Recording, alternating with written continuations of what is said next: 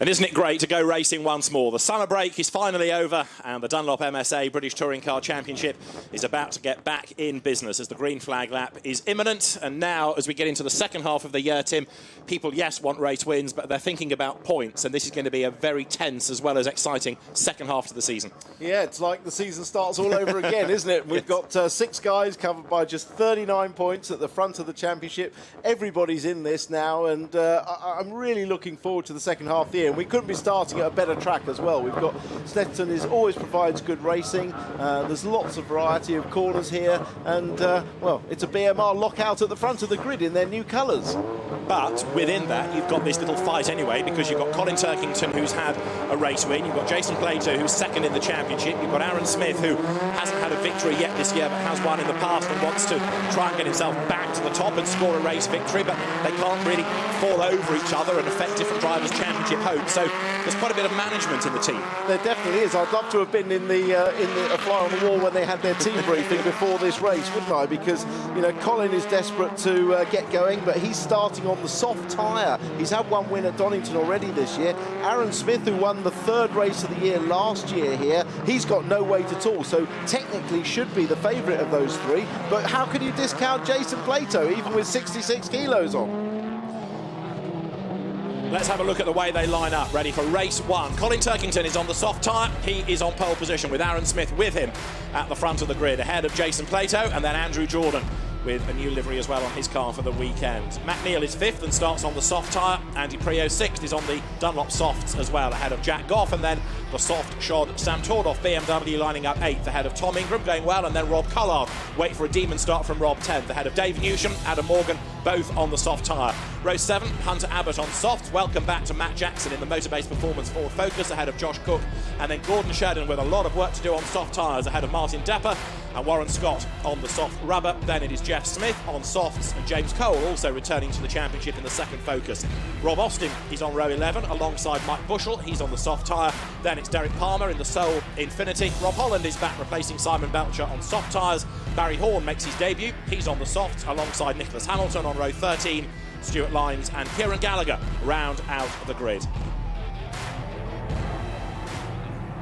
In terms of ballast, the success ballast has, of course, Gordon Sheridan, the championship leader, on 75 kilos. Power steering drama's putting him 16th. Lots of work to do. Jason Plato carries 66, 57 for Matt Neal. Sam Tordoff has 48, 39 for poleman Colin Turkington, 33 for Andrew Jordan, then 27 for Adam Morgan, 21 for Rob Collard, 15 for Andy Prio, and Jack Goff, 10th in the championship, has 9.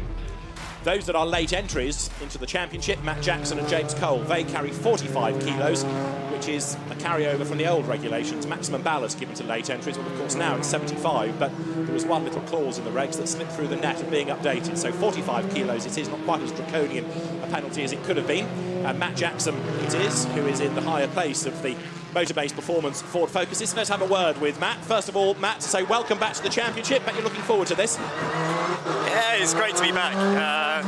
Obviously, watching from home, somewhat a little bit different. And yeah, well, from where I sit now, we've got a bit of work to do. But you know, the Motorbase Ford has been good. We went the wrong way in qualifying, which has left us struggling a little bit where we are in P14. But you know, we're hopeful we can get a good start and rescue something from race 1. How hard is it coming back into the championship midway through the season? Are you feeling race rusty at all? I'll tell you after the first corner. No, it's you know, I think that, you know, if you're a racer, you're a racer, and I can't wait to get stuck in there. We've just got to see. Obviously, we haven't managed to do any of the any sort of race runs as much as these guys. Obviously, we haven't been racing, so it's very much a learning curve. We've got to see what we've got, and you know, it's no easy championship. There's a lot of good guys out here and teams on the grid, so it isn't going to be easy. But rest assured, I'll be trying my hardest. And the final question, Matt, is this going to be a grid start, or are you going to start from the pit lane and keep out of trouble and see what you can do for the race 2 grid? I think, you know, we're here to race. I think that you know, we've got to race, and it's only right and fair for the fans that are here to watch that we put a race on, and so we're going to start from the grid. Elbows out. Good luck, Matt. Thank you. So it's going to be fascinating to see, isn't it, how he gets on from 14th on the grid, but we know that Matt Jackson is a very, very accomplished driver, 21 times a touring car race winner. We know that Motorbase Performance is a good team as well, so the Mountune built engine in the Ford Focus is really being given its first proper race, and now we'll see how that package shapes out. But Matt Jackson certainly will be one to watch in a grid full of people worth watching. And of course it's all new to him as well, this setting the grid for race 2 by fastest lap from race 1, so he's got to think about that. The master of which has been Jason Plato 3 times. He, out of the previous 5 race 1s, has he been the man with the fastest lap to set that pole position for race 2. 2 cars down the pit lane, one of which is Rob Austin. And there's also one of the Eurotech Hondas coming in, which could potentially be Jeff Smith looking down the grid. So both of them pit. We'll see who gets out first in a moment. And of course, by the look of it, it's going to be Rob Austin starting at the end of the pit lane. If you start behind the traffic and are away from them, then you do have, as Jason Plato proved at Croft, that chance of going for the fastest lap. So Rob Austin will be at the end of the pit lane first. Jeff Smith possibly will be behind him as we get set to go racing. Round 16 of the Dunlop MSA British Touring Car Championship from a hot and sunny Snetterton. Colin Turkington is on pole position with Aaron Smith alongside him as we go racing. And a good start is made by Jordan, a good start made also by Turkington from pole. And everybody gets away cleanly on the run down towards Riches for the first time. It is going to be Colin Turkington on the inside line. Alongside him is Smith. Jason Plato third. Bodywork goes flying. There's a damaged BMW. Collard has got damage already, and that's really going to compromise things as they head up towards Montreal. It's still Turkington just ahead, but Smith goes round the outside. There's one of the Motorbase Fords on the grass in the background.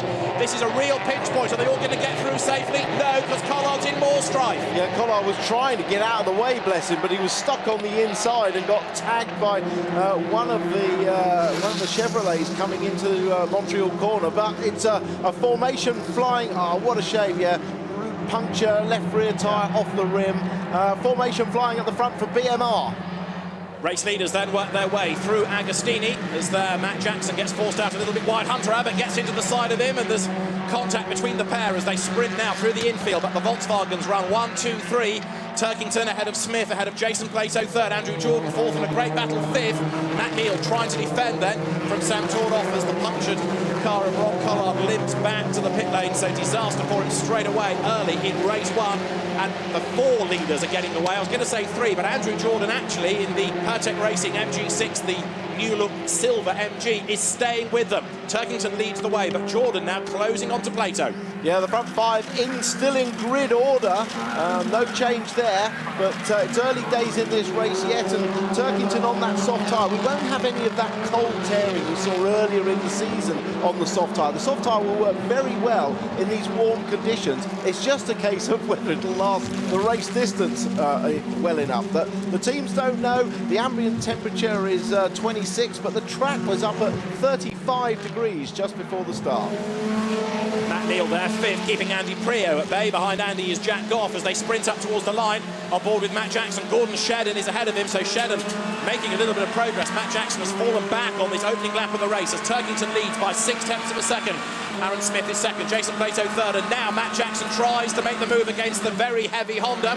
75 kilos, place 45, but Shedden fends him off, and Gordon's already up into 12th from 16th on the grid. And have a look at this. Prio trying to defend from Goff. Round the outside goes Newsham. Morgan on the back of Ingram. And there, look, Jackson up the inside of Shedden. Is there contact? Shedden is out wide. Up the inside goes Hunter Abbott, and he's ahead of the Ford. Yeah, well, Shedden, there wasn't room there. And down the inside of Jack Goff there. That comes Dave Newsham, forces him wide. There's action aplenty already. You thought this race might be dull, David. It's showing any signs of that. Dull, far from it. Calm, I thought it might be, but it's not been calm at all, not thus far. It is up front, I suppose, because Colin Turkington is trying to build the lead. Look at Jack Goff under immense pressure now from Tom Ingram. 2 of the real young guns with bright futures in the championship. Add a third and a fourth to that. Adam Morgan and Sam Tordoff are in that queue as well, so it's a great battle between the next wave of stars of the BTCC. There they are with Gordon Shedden hunting them down as well. This is Sam Tordoff's view. He is running in 11th place. Adam Morgan is ahead. Then it's Ingram up the road. Then it's Jack Goff. What can Sam Tordoff do? Remember that he is also carrying a fair amount of weight. He's got 48 kilos on board. Adam Morgan up the road in the Mercedes A-Class with only 27 kilos. Yeah, look how he's losing down the straight. That BMW has been the problem of straight line speed, and he lost out there, but gains it all back on the brakes. The BMWs were the fastest cars out of any round, the third sector, this last sector with Coram in it. Tordoff off the line. Remember, the BMWs and Audis are restricted now on turbocharger boost off the line, so they don't get such a good start. He didn't get a good start at all, really. The days when they jumped ahead. There's Collard, who has made it. And it was his teammate. So it was Tordoff that ran into the back of Collard. Oh no, that won't make the West Surrey boys happy at all. You can imagine the conversations post-race, can't you? Remember what it was like at Alton Park when Rob Collard and Andy Prio made contact. Sam Tordoff then involved this time. End of lap 2 of 12. Colin Turkington now leading by 1.2 seconds. Aaron Smith is second, and the battle is on for third place now between Plato and Jordan. Replay here, coming down towards Cora, out of Coram into Murray's. Hunter Abbott goes around, was just avoided by everybody. Ingram all over the grass in avoidance. Well, had no choice really, but they did well to miss him. The right rear tyre, perhaps a little bit cold, very difficult to brake and turn round Coram, but everyone escapes. And Hunter Abbott, that's a disappointment, because he's really pleased with his car, thinks it's been handled better than ever. Relatively speaking, he didn't lose that many places after that big spin. Could have been a whole lot worse as the leaders work their way towards us. Andrew Jordan there, fourth, staying with the Volkswagens. Then fifth, you've got Matt Neal. Sixth is Prio. Newsham seventh. Eighth, Goff. Ninth, Morgan. 10th is Tordoff. He's under attack now. Gordon Shedden, as ever, wringing everything he can out of this car, despite the fact he had power steering problems in qualifying, despite the fact he's got 75 kilos on board. Gordon Shedden's never give up attitude. He's about to get him further up the order and into more of the points-paying places. Yeah, and I think his decision to start from the grid has been vindicated now. You know, he said it would only really be worthwhile as Jeff Smith is off. Looks like a spin or a... Yes, same place, Coram. Look how tight that corner is as it tightens up on the brakes. Obviously stalled the engine, needs to get it going, otherwise there'll be a yellow there. Yeah. I can't remember what I was saying now. It was very erudite. It was all about starting from the grid. It was Gordon Shedden, and I think it was only going to work for him if 5 cars went off on the first lap, which they haven't. So he's done the right thing. Absolutely. Leaders come up across the line, and leader is getting away, isn't he? Colin Turkington now pulling clear of Aaron Smith. Jason Plato gapping Andrew Jordan this time, and then you've got Matt Neal fifth, Andy Prio going strongly sixth, and Dave Newsham having probably his best run of the year, I think it's fair to say. The Power Max Racing in the Chevrolet Cruze, he's there in 7th place, pulling away from Adam Morgan. Dave Newsham started 11th on the grid, turning his way now up towards the Montreal hairpin, and Dave Newsham has a look to the inside of Andy Prio. Is that going to be a move? Thought about it, but he couldn't do it. No, but it puts the pressure on, doesn't it? And Dave Newsham's always been quick round here, even on the old configuration. He was quick. He loves this place. But it's great to see him up there pushing hard. Remember, the cars on the soft tyres, which includes Turkington, they've got this window at the moment where the tyre is a bit quicker than the medium tyre. They're making hay while the sun shines. Turkington has the fastest lap at the moment, which of course would be pole for race 2, but this is where everybody is pushing to the max. Dave Newsham still pushing on behind Andy Prio. His best has been a 6th this year. He's 7th at the moment, Newsham. Had his first win here, didn't he, a few seasons back? And there is Shedden, still on the tail of Sam Tordoff. Tordoff has been a winner here in a touring car and in the Carrera Cup GB, so he's another Snetterton specialist. Gordon Shedden's heavy Honda is still down in 11th place. Of course, he will lose some of that weight going into race 2. And for the moment, he's keeping Tom Ingram at bay. Tom, having worked his way back up into 12th after his grassy excursion, avoiding Hunter Abbott. Well, at the moment, he'd lose all of the weight, wouldn't he? Yeah. Because 11th place is the first car with 0 ballast. And then we'll see how quick that car is for race 2 and race 3. Bits still flying off cars in various places. But no one's beaten Turkington's lap time yet. That's right. Jason Plato, the 2nd fastest, and Adam Morgan having the 3rd fastest lap time, incidentally. He dropped back a bit, but of course that helps him with a clear road to catch up to Dave Newsham. Newsham has done the 8th fastest lap, and where is Shedden? 13th in terms of lap times. So it's going to be another jumbled grid. Poor old Rob Collard never got in a lap at all, so he is condemned to be at the back of the grid. Colin Turkington is now leading by 2 seconds as he comes over the timing line.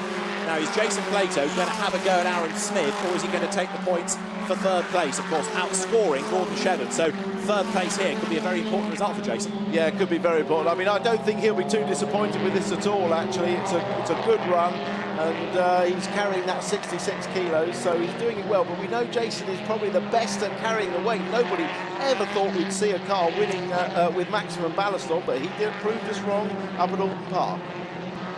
He took 2 race wins, didn't he, back in June, as there you look at the recovering Hunter Abbott. Now he's in 16th place now, with Mike Bushell involved in the battle, and the two of them working their way out of turn 3.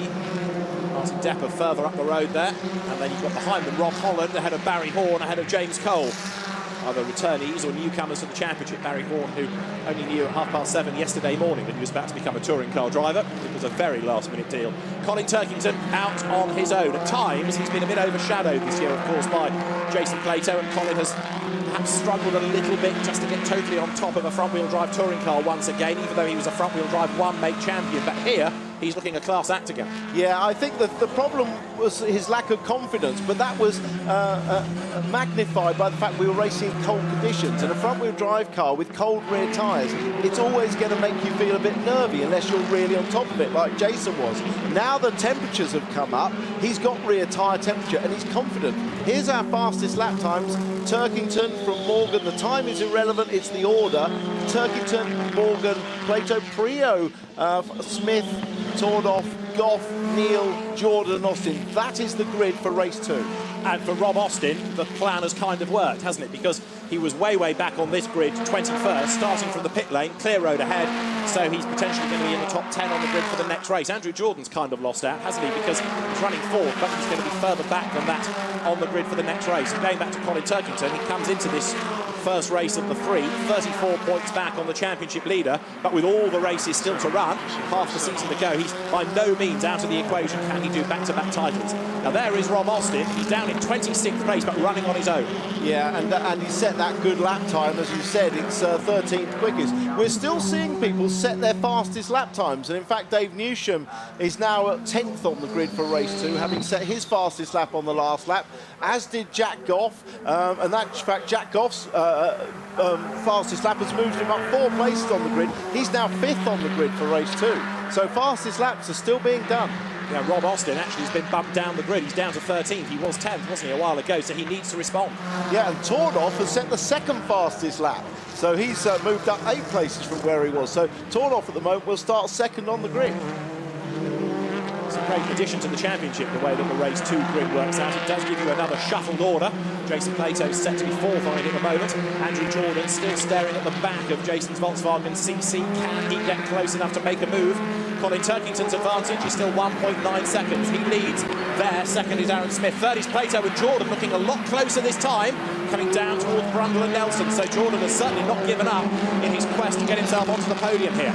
No, Jordan looking very good. The car's starting to come alive for him. He's got 33 kilos on, but that's 33 less than the car in front. Yes. Half the weight, isn't it? He goes through Coram. We've seen the Volkswagen carry the weight so well this year. Down towards the end of the lap comes Andrew Jordan then. He was here 12 months ago. He had his big off in free practice, which derailed not only the weekend, but really the second half of his championship defence year. And this year's not been a terribly happy time, but he was much more optimistic at the midpoint of yesterday, feeling the setup was right. They knew he felt how they could tweak it to get some good results out of the car for the rest of the weekend. So Andrew Jordan, I think, will be encouraged that in race 1 he's up there. Often that's been the case in race 3, but they've had to work hard across race 1 and 2 to get there. Yeah, that's right, but I think he's really up for it now. He looks confident. Side-by-side action there. Prio on the outside of Neal, but Morgan's going to get at the inside, isn't he, in the Mercedes? Prio tried to make the move there for 5th place, and it didn't pay off, and now he's defending because Morgan is right there, Newsham is right there, and Jack Goff is right there as well in 9th place. Wow! Yeah, that was a good move. Matt Neal pushing through there. We didn't see the start move, but it was probably one, I could almost tell you what it was. It was one of Matt Neal's late dives up the inside, wasn't it? I think it was him defending, wasn't it? Because he was ahead over the timing line. So yes. it was Andy having to go around the outside, but you've got to get up early in the morning to get past Matt, haven't you? That's true. Yeah, that's true. They're still together, so triple BTCC champion ahead of triple world and single European champion. Real masterclass here, and Adam Morgan right behind them, watching it all unfold. Andy Prio, we thought might be able to make more progress, but he's really lost out by being stuck behind Matt Neal. He can't find a way through, and of course the gaps are opening up. So now they're 6 seconds back from the leading gaggle. This is where it started. Prio did make a move up the inside.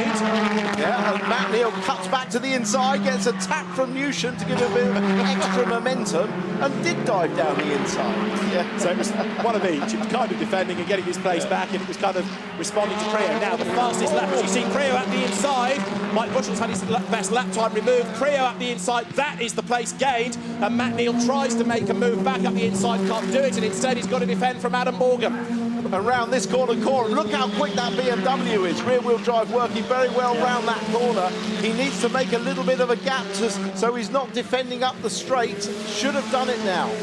15 kilos Prio plays 57. Matt Neal, he should now be able to escape, shouldn't he? He should be able to, and looks like he has got enough of a gap. Jack Goff at the back of this group in 9th place. He was a man that should have been on pole. He had purple in qualifying and then went straight on at the end of the back straight. But he's clearly got race pace as well as qualifying pace. Jack Goff looks to the inside there against Dave Newsham. Dave in 8th spot now, having been passed by Adam Morgan. Jack Goff looking for a way by.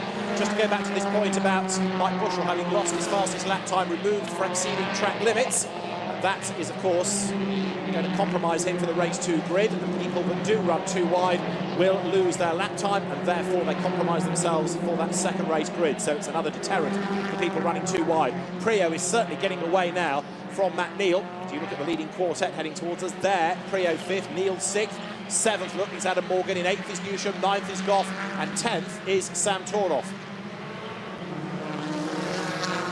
Just looking back, behind there's been a change because 11th now is Tom Ingram, up past Gordon Shedden. Yeah, and I'm just looking at the lap times now. There's a gap of 2 seconds at the front, but Turkington just slightly slower than Smith and Plato behind, so maybe now he's had the best of those tyres. We'll have to see if that gap closes up again over the next few laps.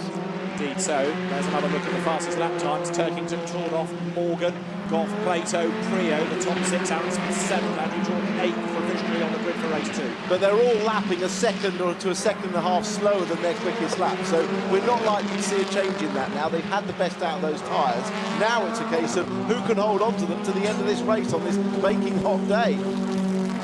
Well, there is Jack Goff turning his way through Coram on the back of Dave Newsham. Good to have Dave running up near the front again, isn't it? Because we know that he's a committed racer, Legends champion, Clio champion, and now having to defend for all he is worth. Jack Goff right up behind him as they head to the line. Sam Tornoff is creeping into the picture, and if anything, Gordon Shedden is about to lose another place because not only is Ingram got past, as I said, but now also Warren Scott has arrived on the scene to try to find a way by as well. Well, Gordon was confident the soft tyres would work pretty well on that car over the race distance, but of course, when you're carrying 75 kilos, it adds an extra penalty to your tyre wear. And there, look, Warren Scott dives for the inside line, heading up towards Montreal. Shedden defends. He's going to hang on to the place into the corner, but he'll run out wide. And the lighter Volkswagen is level as they head down towards turn 3. But Shedden has still got the inside for the next corner. Yeah, let's see how brave Warren is. Will he try and go around the outside? The answer is no. He'll wait to fight another day, probably into the hairpin. But clearly, Gordon is fighting a rearguard action big time now. Side by side down towards Agostini, inside line from Shedden. He claims the place back again. Warren Scott stays behind him. So let's find out how brave Warren Scott is. He used to race superbikes, for heaven's sake. We know he's brave. Braver than the rest of us put together. And now, does he make his move on Shedden? Gordon is defending absolutely for all he's worth. Elbows out everywhere as he works his way towards Bentley Straight. Yeah, but down the straight, that VW is going to be very quick. And in fact, he's up the inside anyway.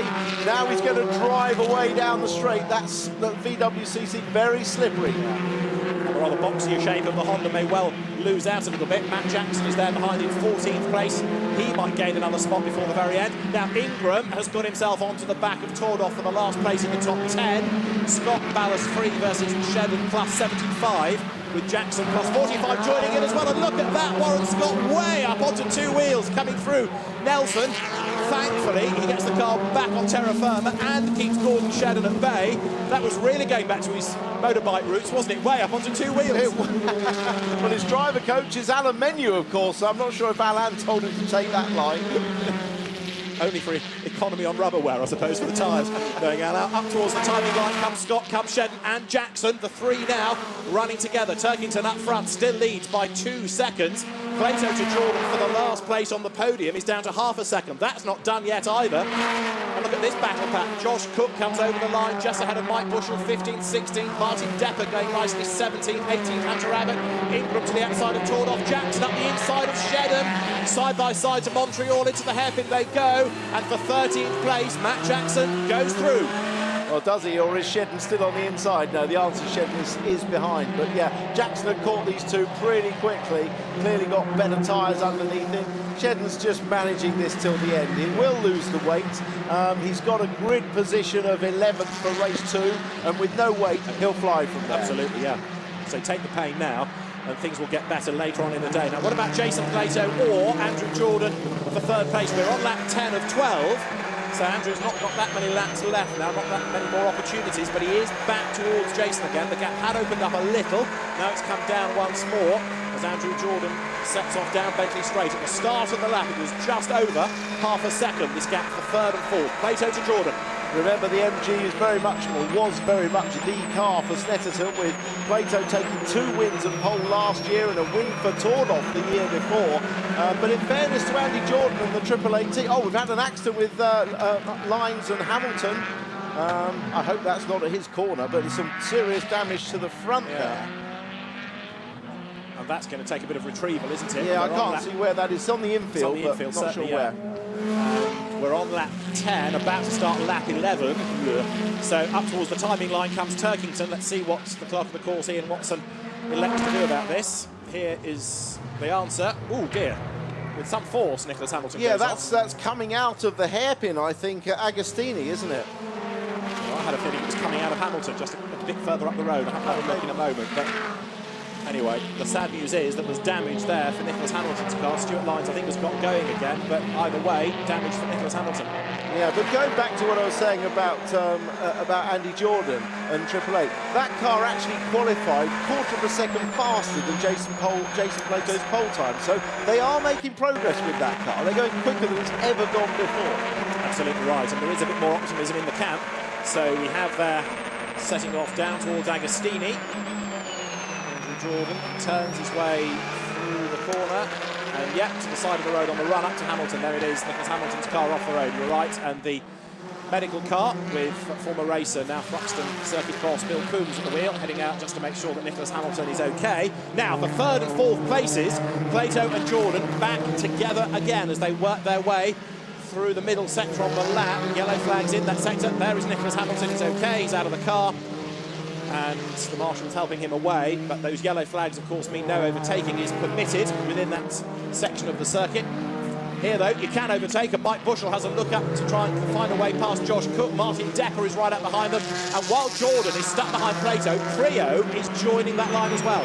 And now we go on board with Andy Jordan, and just watch, if we stay on board, what a perfect circuit this is for an ex-rallycross champion who left foot brakes, because as you come around this Coram circuit, you're balancing the car. There are the brake lights on Plato, now they're off, so he's back on the throttle. Now they're on and off and off. So a guy that drives with his left foot on the brakes has a real advantage there. Now most of them do, but it's a rally driver technique for balancing the car with your left foot on the brake as well as being on the throttle. As they come over the line, the gap that was half a second, let's see, is still half a second. So try as he might, Andrew's not quite close enough to make a move. We're on the last lap though now. Colin Turkington is on target for a win. He leads by 2 seconds over Aaron Smith. Plato third, Jordan is fourth, and fifth is Prio. And this battle is not done, because now that the BMW has arrived right behind the MG, so Andrew Jordan is trying to find a way past Plato. Aaron Smith second, just dropping back a little bit further away from Turkington. Are they going to try anything trick at BMR and sacrifice Smith and get Plato up the order? It's risky, given all the traffic behind Jason. No, they wouldn't do that. They wouldn't do that. It's way too early for team orders like that. And you know, to be fair, Turkington absolutely deserves this win. Yeah. Plato now is having to work hard to keep Jordan at bay, but look, Prio wants to find a way past. So now, just when he doesn't want it on the last lap, life is doubly difficult for Andrew. He's got to attack and defend at the same time. Yeah, he has, but he's got enough straight line speed, certainly over the BMW, to stay ahead down the long straight into the Brundle Nelson complex at the end there. And then there's really only one more overtaking race from after Coram. Gone through that yellow flag zone, so all is good there. race leaders working their way down then now towards Brundle and Nelson. Colin Turkington not only set for the win, but also pole position for race 2. He's done the fastest lap of the race. Looking back from Andrew Jordan's MG6, Andy Creo is getting closer, closer, closer. Has a look to the outside of Bombhole. Can't do it, gets right onto the tail as they work their way through the right-hander. Creo looking quicker, Jordan having to defend with only 2 more corners to go. And because he's defending, he's fallen right away from Plato. Yeah, but concentrating on holding that position. Middle of the road just to defend into that last corner. Now a straight run up the hill to the flag. Great win for Turkington. Great 1-2-3 for BMR. Colin Turkington wins for the 2nd time this season, a 34th career win in the BTCC. Aaron Smith is 2nd, Jason Plato 3rd, and Andrew Jordan fends off Andy Creo by 0.290 of a second. It was very close indeed. Matt Neal 6th, Adam Morgan 7th, 8th is Newsham, 9th is Goff, Ingram is 10th, and side by side across the line for then 12th and 13th places. Matt Jackson ahead of Warren Scott by 51 thousandths of a second. On the line, Matt Jackson gains another place. Drama all the way through the race, but up front, another consummate performance by Colin Turkington. Managed to convert pole position into the race win and take the fastest lap, build up an early gap and then preserve that to the end. Colin Turkington reminding people he's not forgotten how to win in a front-wheel drive car. So, 2nd victory of the season, one having come at Donington a few months ago now. Colin Turkington the race winner from Aaron Smith, and then Jason Plato 3rd. But yes, a great result for Team BMR. Well, it might have been the result. The top 5 might have been the same as they qualified, but actually it was a great race, really good race. And we've learned already that the soft tyre does work well on both the BMR car, because Turkington ran it all the way through without any degradation. By contrast, we need to find out what happened to Gordon Shedden, because he really did slow down quite a bit. But some great racing. Look, formation flying, great one for the photographers there. So a reminder, Colin Turkington taking that fastest lap, but Sam Tordoff then, who finished the race 11th, will be 2nd on the grid. Adam Morgan 7th in the race, 3rd on the grid. Jack Goff's going to be one to watch, isn't he? Then Plato, Creo, Aaron Smith, Jordan, Ingram and Newsham will round out the top 10 on the grid. And that's another fascinating start, isn't it? That first 5 rows for race 2. It is, because Goff won't have much weight on. He finished 9th, so he won't have much weight on, so he'll have a chance. Tordoff as well will have a great chance, but he'll have to face the wrath of Rob Collard first in the back of the motorhome. Yeah. But yeah, fascinating race 2 and prospect. But for Colin Turkington then, it is a race win. And Aaron Smith, I think, will also be pleased with that 2nd place. He's had a mixed kind of season. The pace has been there. He's had some dramas, Donington of his own making. He's had some mechanical problems as well. But that was a good, solid run. You could argue that without any ballast, he should have been a race winner. But even so, he's back up near the front, and that would be good psychologically. Yeah, I think, I mean, he perhaps will be disappointed because he had no weight against 39 kilos. But Colin was on the soft tyre, and that was obviously working well. So maybe it will work well for him later in the afternoon.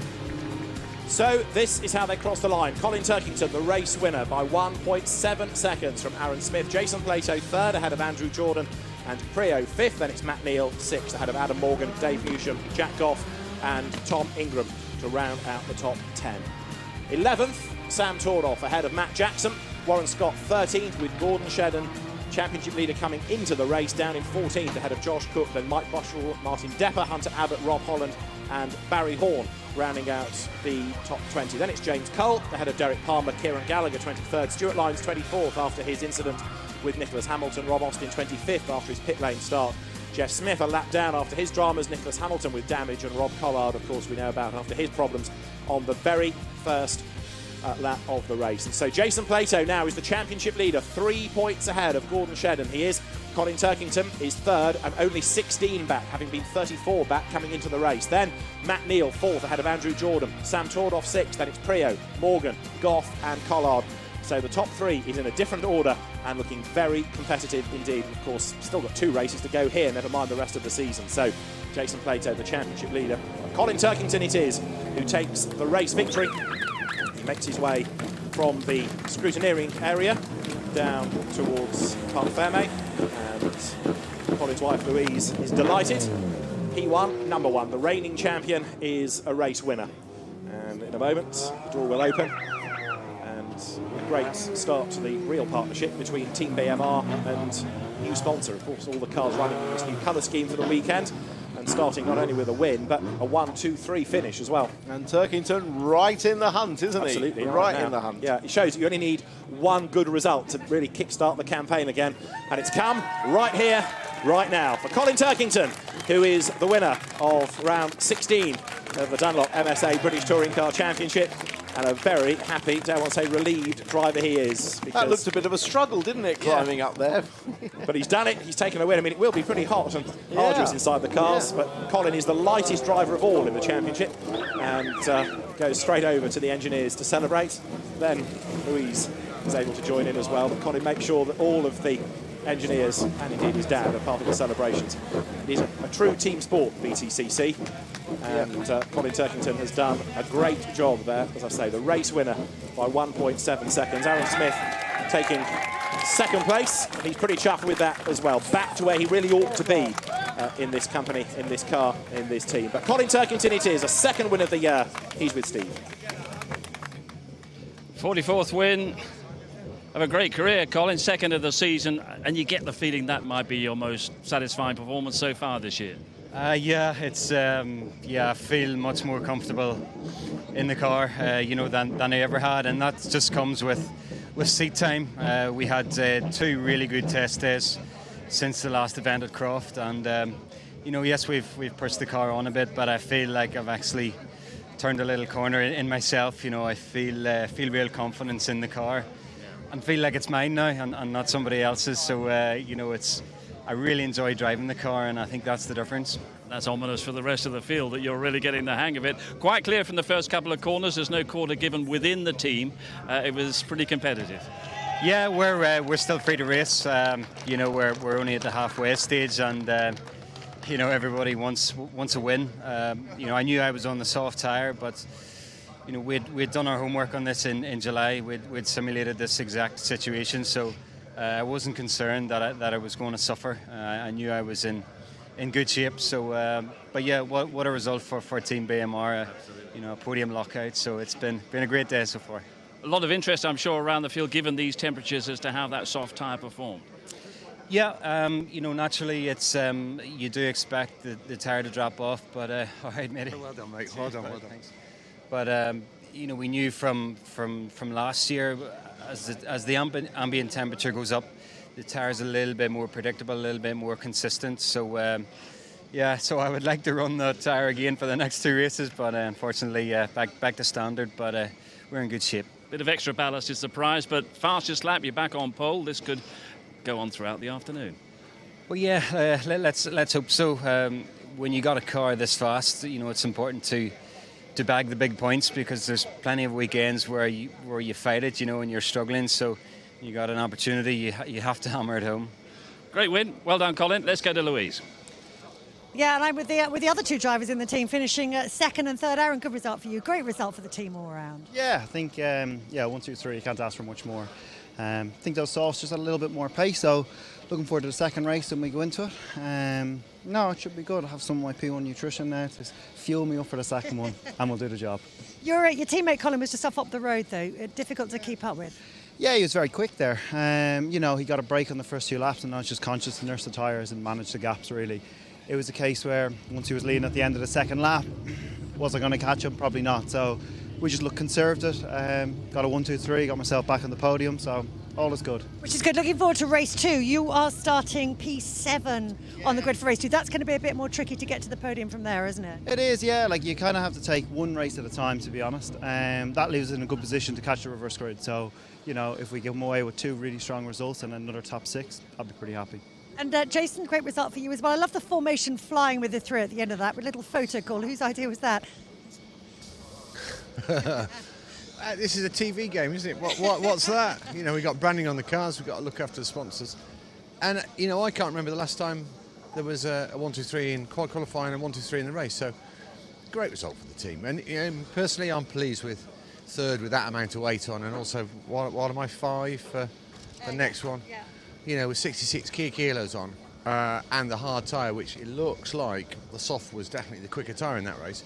I'm pretty pleased with my day's work so far. It's put you into the championship lead as well, given Gordon's result. Although that doesn't come for much at this stage, but nonetheless. Which is nice.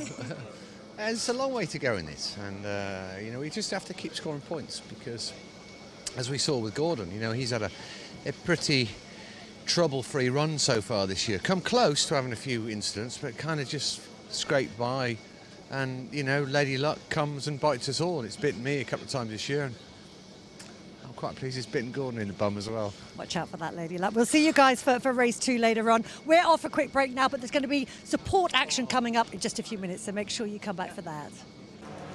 First race winner Colin Turkington is back on pole for round 17 of the Dunlop MSA British Touring Car Championship here at Snetterton. Tim Harvey and David Addison, the commentators.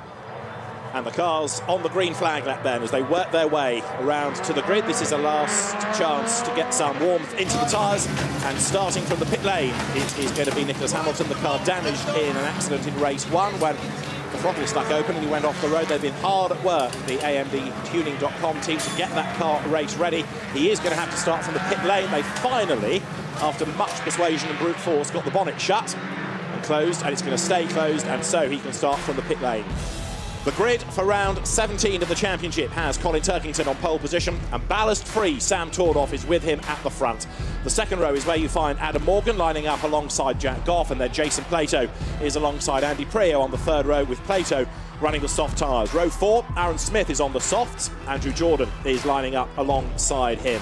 Then it's Tom Ingram and Dave Newsham on the 5th row of the grid. Ingram on the soft tyres as well. The 6th row, Gordon Shedden and Matt Neal, the two teammates at Honda US, are racing ahead of Rob Austin, who is on the soft tyres, and Warren Scott alongside. The Eurotech Racing teammates, Martin Depper and Jeff Smith, are on row 8.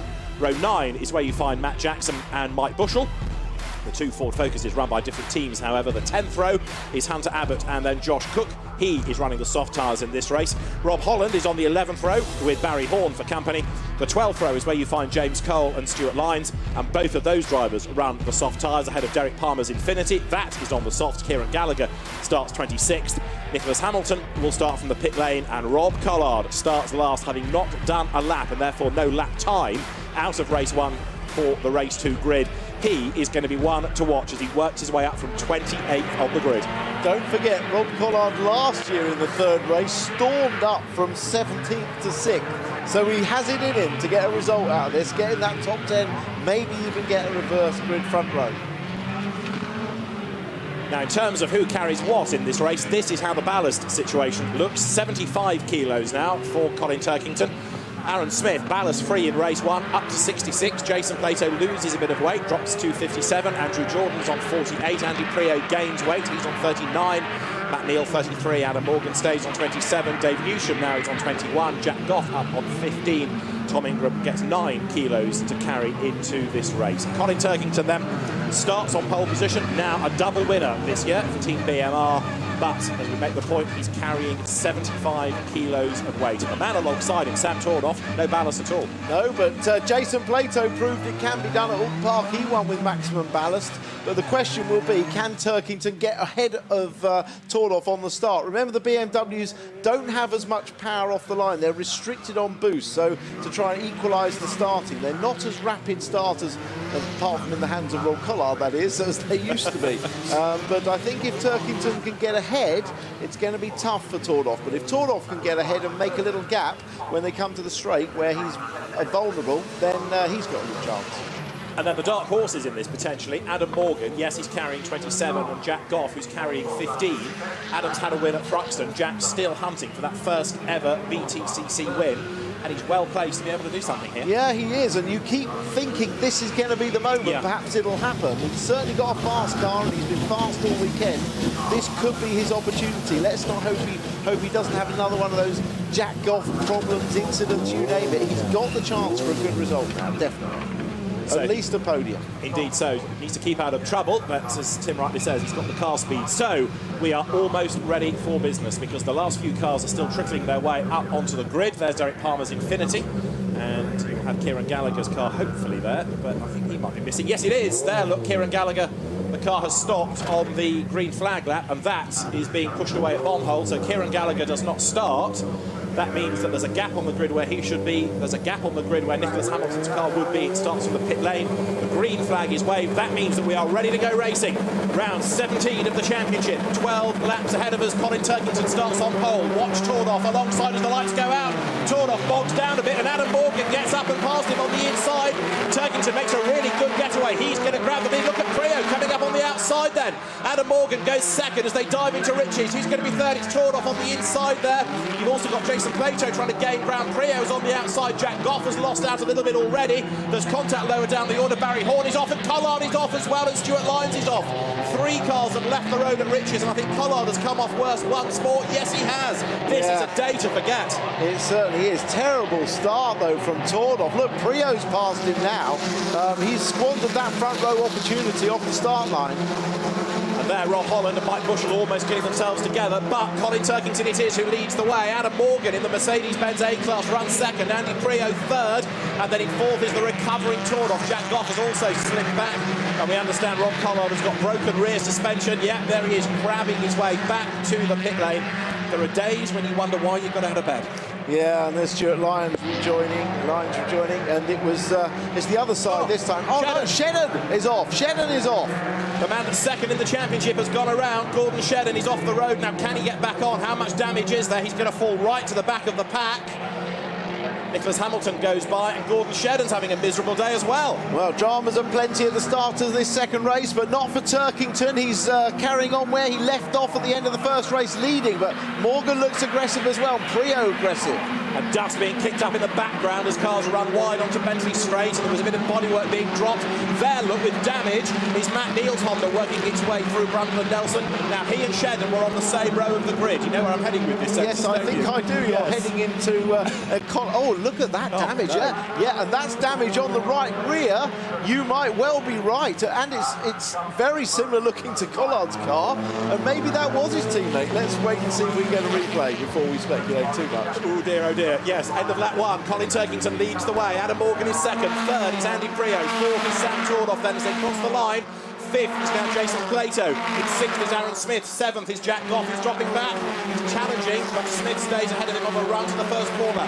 Then eighth is Andrew Jordan. Ninth is Dave Newsham. 10th is Tom Ingram.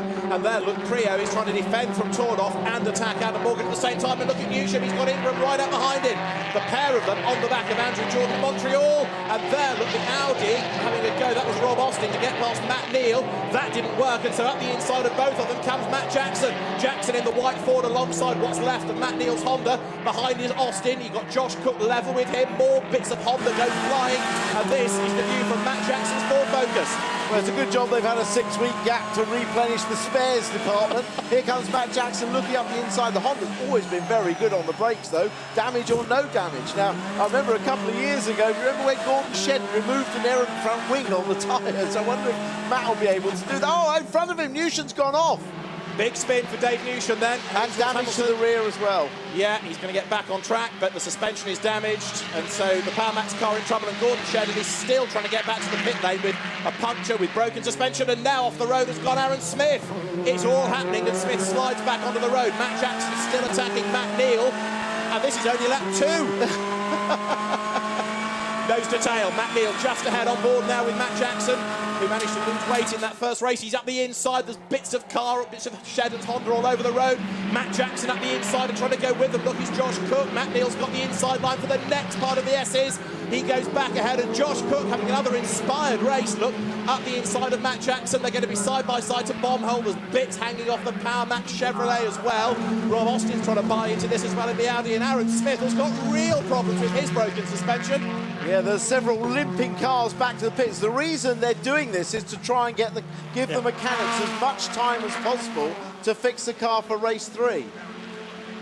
And Martin Decker has just blasted out of the pit lane late into the race as well, I fear. So, a huge amount has been happening. This was Aaron Smith's problems to begin with. He already had the incident that broke the suspension, so he was off the road anyway. But Aaron Smith, I'm afraid, with big problems from earlier on. And more replays from the opening lap. That was Gordon Shedden going off, but from that angle, hard to see exactly who it was that did the assist. Yeah, I couldn't see which car was behind. Here we go. This is a later shot. That was Newsham getting turned around. Yeah, Yeah. Matt Jackson at the start of the race. So he's up past Jeff Smith. Martin Depper ahead. Down towards Riches. Round the outside comes Mike Bushell in the red and black Ford look. Whoops, contact. So Bushell gets sideways and then clatters into Depper. That's why Depper pitted. Oh. Jackson's up the inside. Has anyone ever played the Toker arcade game? Because that's exactly what it looks like. Staying on board with Jackson. Yeah, I suspect that's not the end of all this, is it? Because there's more to come. So Hunter Abbott was alongside. He's gone backwards. Still on board with Matt Jackson. This is turn 3. Back on the pad, down towards Agostini now. It's Jeff Smith ahead.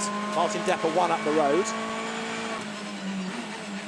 And then turning their way through the left-hander. And have a look up the road. The two Honda racing cars almost together. And let's see if we can piece it together. Oh, yes. Oh. Well, it did look like Matt Neal was the car behind, and he's the one that's come out with damage. But in fairness, the cars were all crowding together, weren't they? So just one of those. Look, there's cars just absolutely everywhere on this opening lap. Never seen anything like it. Look at that. Smith, Depper and Scott off to the left. That's why Depper had to pit, because of damage. Crikey, right, and we've done 3 laps. There are some cars still running, and they're headed by Colin Turkington. Now remember, he's got the maximum ballast on, and he's still in the lead, ahead of Adam Morgan. Then it is Prio, then it is Tordoff, and then it's Jason Plato in 5th place. Can Turkington do here what Plato did at Alton Park? At the moment, he's going the right way about it. He leads by over a second. Yeah, this is on board with Tordoff. To be fair to Tordoff, he actually looks quicker than Prio. But he's dropped back courtesy of that bad start. Yeah. He's got less weight on than Andy. Andy's got 39 kilos on, but he can't get past safely. Nose to tail they run, and Tordoff isn't going to force the issue, given the contact with Rob Collard in the first race, I suppose. He needs to be clean about this. He does. I mean, he may well be that Prio's being held up just a little. Gordon's got the car back, and a lot of work for the team to do now to get that back. He probably doesn't know himself what happened, really. But how quickly things can change in the BTCC. You come here as the championship leader. Race 1, you lost your championship lead because of weight and a disappointing result. There's Aaron Smith, who's also out of the race, heading to the Team BMR motorhome. But then, of course, the next problem for Gordon Shedden is another non-finish, and so that's 2 races worth of points that have gone begging. Meantime, this is the leading quintet. This is Turkington, Morgan, Prio, Tordoff, Plato, down towards Brundle and Nelson. And now the battle pack really is on for second, because they're all stacking up behind the Mercedes rather than the heavier race-leading Volkswagen. Yeah, and Plato is just doing his usual canny bit of waiting for the race to play out. He can afford to be patient at the moment and see what happens. But Turkington is doing a fantastic job. Let's not take anything away from him. Maximum ballast. He has the fastest lap of the race, over a second lead. He's on the harder tyre, which should be durable, even with the weight on now. Turkington is looking to get a second one on the back. And Plato is the best placed of those on the soft tyres. Turkington has just done the fastest lap of the race, incidentally, a 1:58.1. He leads by 1.4 seconds. And here now, side by side, Andrew Jordan on the inside in the Pertec Racing MG. The Speedworks Toyota Avensis, and Tom Ingram slots in behind as they work their way nose to tail around Riches. Andrew Jordan has got 48 kilos on board, only 9 kilos of weight for Tom Ingram, so in theory it should be a quicker car, and he's right on the back of the 2013 champion. Right in the back, I think. He's right in the boot, isn't he? And going very well. Tom Ingram's been a little bit quiet this weekend. We haven't said too much about him. He qualified well, using all the track and more there. There are no sensors on the insides of the corner, so he can get away with that. But it looks like he's coming alive in this race as he battles Jordan for 7th place. Yeah, Tom 10th in the first race, and was pretty content about that. So reckons they've got a good race car, but it's not one that qualifies all that well at the moment. But here he's racing hard. He's on the back of Andrew Jordan then as they work their way through the infield. Andrew Jordan, in contrast, has fallen a long way back from Jack Goff, hasn't he? I know he's got more weight on, but even so, by having to defend, of course, that's holding him up as they work now towards the Bentley Straight. The margins, though, in qualifying were just so tight. Bearing in mind this is the longest track we go to, 3 miles, and there were 17 cars covered by 1 second. Now, Andy Prio has done the fastest lap of the race. He's 3rd in the white and orange Team IHG Awards Club BMW. He's on the back of the Wicks Racing Mercedes in the hands of Adam Morgan. And Morgan doing a good job here of defending from a multiple touring car champion. Prio then looking to try to find a way past, but he's got to be careful, because if he does something and it doesn't work, he might leave a gap, and that could let Tordov through, out of Cora. Yeah, well, he's got his tyres up working nicely, just as the front-wheel drive cars maybe start to lose a little bit of performance. Remember, in the first race, lap times dropped off by up to a couple of seconds across the field, but the BMWs will keep their tyres a little bit better. The problem he's got, and you can see it there, that Prio's not particularly quick on the straight, so he's waiting for a little bit of tyre degradation in Adam Morgan's car before he pounces. And all of this is good news for Turkington, as Warren Scott's driver coach Alain Menu looks on in the team BMR pit bunker. As long as second, third, fourth, fifth battle and hold each other up, it's enabling Colin Turkington to extend that advantage. Must be very difficult for Alain Menu, you know, who was in the BMR cars last year, to see them have all this success this year. And whilst he's part of it, you know, he would love to be behind the wheel, I know. Absolutely right. Tom Ingram is still looking for a way past or over the top of Andrew Jordan, and they are still nose to tail. Ingram right on the tail, but he hasn't found a way past Jordan just yet. The lighter Toyota closing, and Agostini, can he squirt up the inside coming out of the corner? He can't, because Jordan covers the line and actually gets away slightly there. Yeah, he was so close to him, he couldn't really get a run at him in the corner there. He had to just wait till the car in front accelerated before he could. So Jordan has, what, a length, if that, between him and Ingram now as they come through Oggies up towards Williams and then towards the Bentley straight. Now speed building to the end of that. If Ingram gets a good run here, he might be able to find a way through, as this is Sam Tordov now having to think about defending perhaps from Jason Plato. Fourth and fifth they are, Tordov and Plato. Teammates last year, of course, at Triple Eight, and now in two different teams. And Sam Tordov in a rear-wheel drive car. The BMW, the second of them in this little group behind Andy Prio. Jason Plato still thinking about points to win championships, and there wide into Coram goes Adam Morgan. Doesn't really give Prio enough of a chance as they drop down towards the end of the lap. Turkington's advantage last time was a second and a half, and this is going to be the end of lap number 6. Now, Matt Neal, we understand, is being given the meatball flag, the black and orange mechanical warning flag, to say there is a problem with your car you may not be aware of, and that, I suspect, is all the bodywork that's been peeled back and hanging off. It's missing headlights and most of its bodywork, could be but they've obviously decided that front wing is probably dangerous, sticking out, and that's why they've given him the flag now, as Ingram lines up a look into the back of Jordan into Riches, but can't get it done, still on him. A dive bomb manoeuvre into Montreal is on the cards, not coming. Jordan covers the line, doesn't he? Tom Ingram stays behind, at least for the moment. They've got to be careful, though, because they're being caught by Matt Jackson, who is in 9th place. There he is, look in the background in the white Ford Focus. Matt Neal, we understand, has pitted and is in retirement. So Matt Neal's problems persist. As there, look, Prio is trying to defend from Tordov and attack Adam Morgan. And the BMW now looking much, much racier. And Prio getting a bit frustrated. He wants to make this move. He feels he could probably pull away. But for the moment, Morgan is doing a good defensive job, hanging on to second place. And Tordov now is all over the back of Prio like a rash. And Jason Plato is waiting to buy into this. And there's a little touch there that opens up the door even more so. Plato to the inside of Tordov. Through he goes. Yeah, Tordov had to concede that. Good move by Plato. He's obviously decided it's time to pounce, because he can see probably that Prio's going to get the better of Adam Morgan. He wants to be there, flashing the lights. Andy Prio getting frustrated. That doesn't distract Adam Morgan, does it? Coming down towards Brundle and Nelson. And of course, Adam doesn't have to get out of the way. He is perfectly entitled to race for that second place. Yeah, they come through the bomb hole. Watch, well, Prio really cuts the corner there. This is the best section for him. And there's a difference in lines. Watch as they come in here. Prio turns in much earlier. That's a rear-wheel drive line. Morgan coming in a little bit wider and squaring the corner off to make the front-wheel drive car a bit more settled on the brakes. But look now, Plato right up with Prio, so he's going to force the issue, isn't he, into the second half of the race. Further pressure on Andy Prio to an extent. He knows Plato is coming and he's got to get past Morgan, and all the while the lead gap is extended now. It's 2 seconds Turkington to the rest, and Turkington needs to hope this battle carries on a bit longer. Well, I think it will, and Turkington's built himself a nice steady pace. He's still lapping quickly, quicker than the cars behind him, and he'll be into his rhythm, into his routine. He'll be clicking the laps off now, so I can't see anything really going wrong for Turkington, but it's this fantastic battle for second, which is any one of at least 4 cars can take it. On board with Tordov, then he's dropped back down to 5th place, but he's not fallen away from Plato either, has he? So he could yet gain the place back again. We know that Sam is a good racer. He has matured greatly in his time in the BTCC. 4 times a race winner, and he's going to find a way past Plato. Not there, he's not. Jason's thinking about passing Prio up the road, and Adam Morgan having another very impressive drive, still there in second spot. Well, he's soaked up a massive amount of pressure, but on the other hand, it can all go wrong in an instant, as we've seen many times before.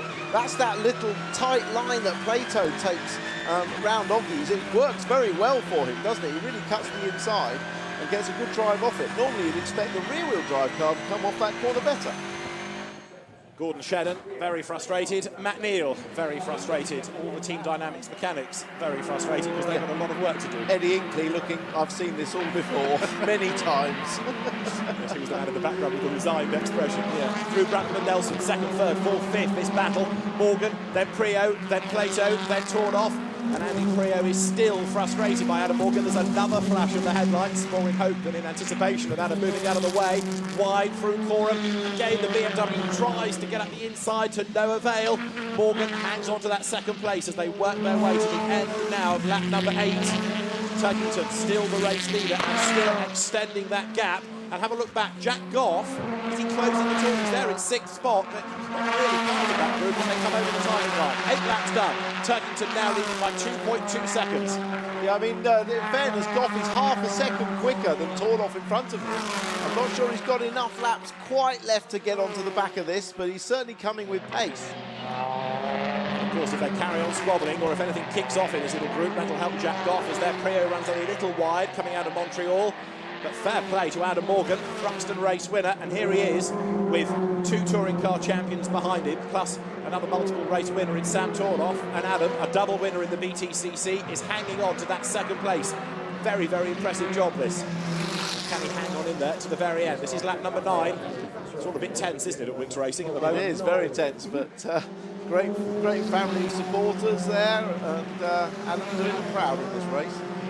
Now Tornoff is coming back at Plato. Look, the gap has opened up just slightly between Prio in the BMW and Plato in the Volkswagen because Jason is now having to defend from a tail-tapping Tornoff. Sam Tornoff trying to encourage him along here, just a little nudge in the back. Well, we know the front of that BMW is pretty strong because it gave Collard an almighty whack in race 1, and Tornoff still went on to set fastest lap. So West Surrey Racing certainly building those BMWs strong. Yeah, Sam just sort of brushed it off, didn't he? On his way to second on the grid as he comes down to the end of Bentley Straight, then into Brundle and then Nelson, and then concertinaing up again. Jason's just gapped Sam slightly, so he's closer to Andy Prio ahead. Turkington still leading the way. All joking aside, but building in crash resilience is part and parcel of building one of these cars.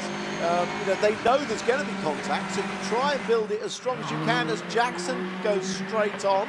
I think that's before the bomb hole. Yeah, that's at the end of the straight. Probably suffering with brakes at this stage, but you do have to build the cars to take a whack that you're going to expect, but obviously not make them too heavy. Coming in, loses the rear. Losing the rear is the thing he's been having a problem with all the way through this weekend. The rear wanted to turn, he had to turn into the slide, went straight on across the grass. So clearly they haven't solved their handling problems. We have 3 laps to go. Colin Turkington leading by over 2 seconds from this gaggle for second place. It is still Morgan ahead of Andy Prio, ahead of Jason Plato, ahead of Sam Tornoff. And how is Jack Goff getting on behind them? Because his last lap was a 59.3. Actually, he lost a bit of time on the last lap, so he's not continuing making the progress that he needs to up onto the tail of this group ahead. Prio once more darts out of the draft, has a look down towards Agostini, and can't do it there, so he slots back in. And the Mercedes-Benz A-Class of the close-knit small Sicily Racing, Wicks Racing team of Adam Morgan hangs on to second place. There is Goff, and he's still 6th. Yeah, I mean, the great thing about Adam Morgan's drive is he hasn't been driving around the inside of the track defending. He's just positioned the car as he did there on the approach to the braking area, slightly in the middle of the road. And he really hasn't defended and lost that much time to Turkington. So it's been an exemplary defensive drive. And Prio, having done the fastest lap of the race, proving that he's got the pace, and could he find a way past Morgan? You never know what he could do against Turkington, but even if he does it now, it's in danger of being too late. Tornoff, look, having a think about getting back ahead of Jason Plato. That doesn't work, nor does Prio's move against Morgan. And Jason Plato closes up again onto the tail of the BMW. Jack Goff still with that grandstand seat of what's going on behind, but he's not part of the group as they go through Bomb Hole now, out on the right-hander, on towards Coram. On board with Tornoff. This, lap 10 of 12.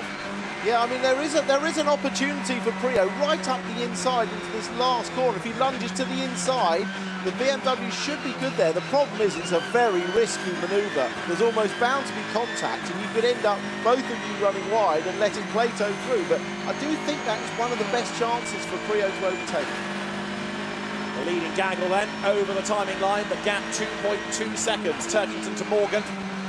This is a great corner, Rich. It's one of my favourite corners. Double apex, or clip the first one and miss the second, or miss the first and clip the second. But it's a really great corner. They're just down one gear and into that corner. So their minimum road speed is about 115 mile an hour. Now this battle is for 7th. It's still Andrew Jordan ahead of Tom Ingram. The two of them together. Ingram has tried most things to find a way past Jordan, but the MG6 repelling the Speedworks Toyota at the moment as the Pertec Racing Silver Dream Racer is in 7th spot, down towards Agostini. Plato having to go defensive against Tordov there as they work their way through that left-hander. The two of them still tied together. And for as long as Tordov is attacking Plato, that means Jason can't attack Andy Priaulx up the road. No, I think Plato again is quite happy. He's nipped in stolen a position away from Tordov and is hoping that the other two get together. Of course, Tordov was his teammate last year, but it's as though we packed all the action from this race into the first 2 laps, wasn't it? But this battle, as we said earlier on, could go anybody's way at any moment, couldn't it? This is lap 11 out of the 12. And look in the distance, the other BMW, Collard's car, has been repaired and is lapping in front of these cars. Yes, he's treating it as a test session for race 3, as Adam Morgan comes down towards Brundle and Nelson, with Priaulx, with Plato, and with Tordov right up behind him.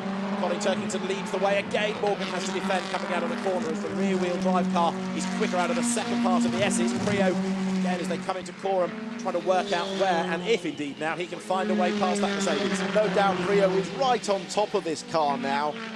You know, he looks really comfortable, throwing it around, driving it above the limit and back.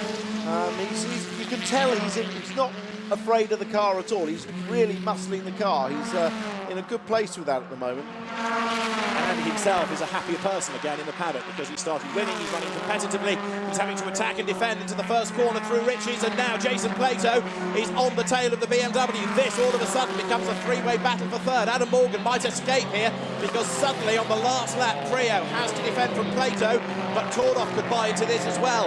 It is the last lap of the race up front. Colin Turkington leads the way. In the first race, Team BMR had its first ever 1-2-3 finish in its short history. Now it looks like Colin Turkington is going to make it 2 wins in the day for Team BMR. But second, third, fourth and fifth could yet be anybody's out of these 4 drivers.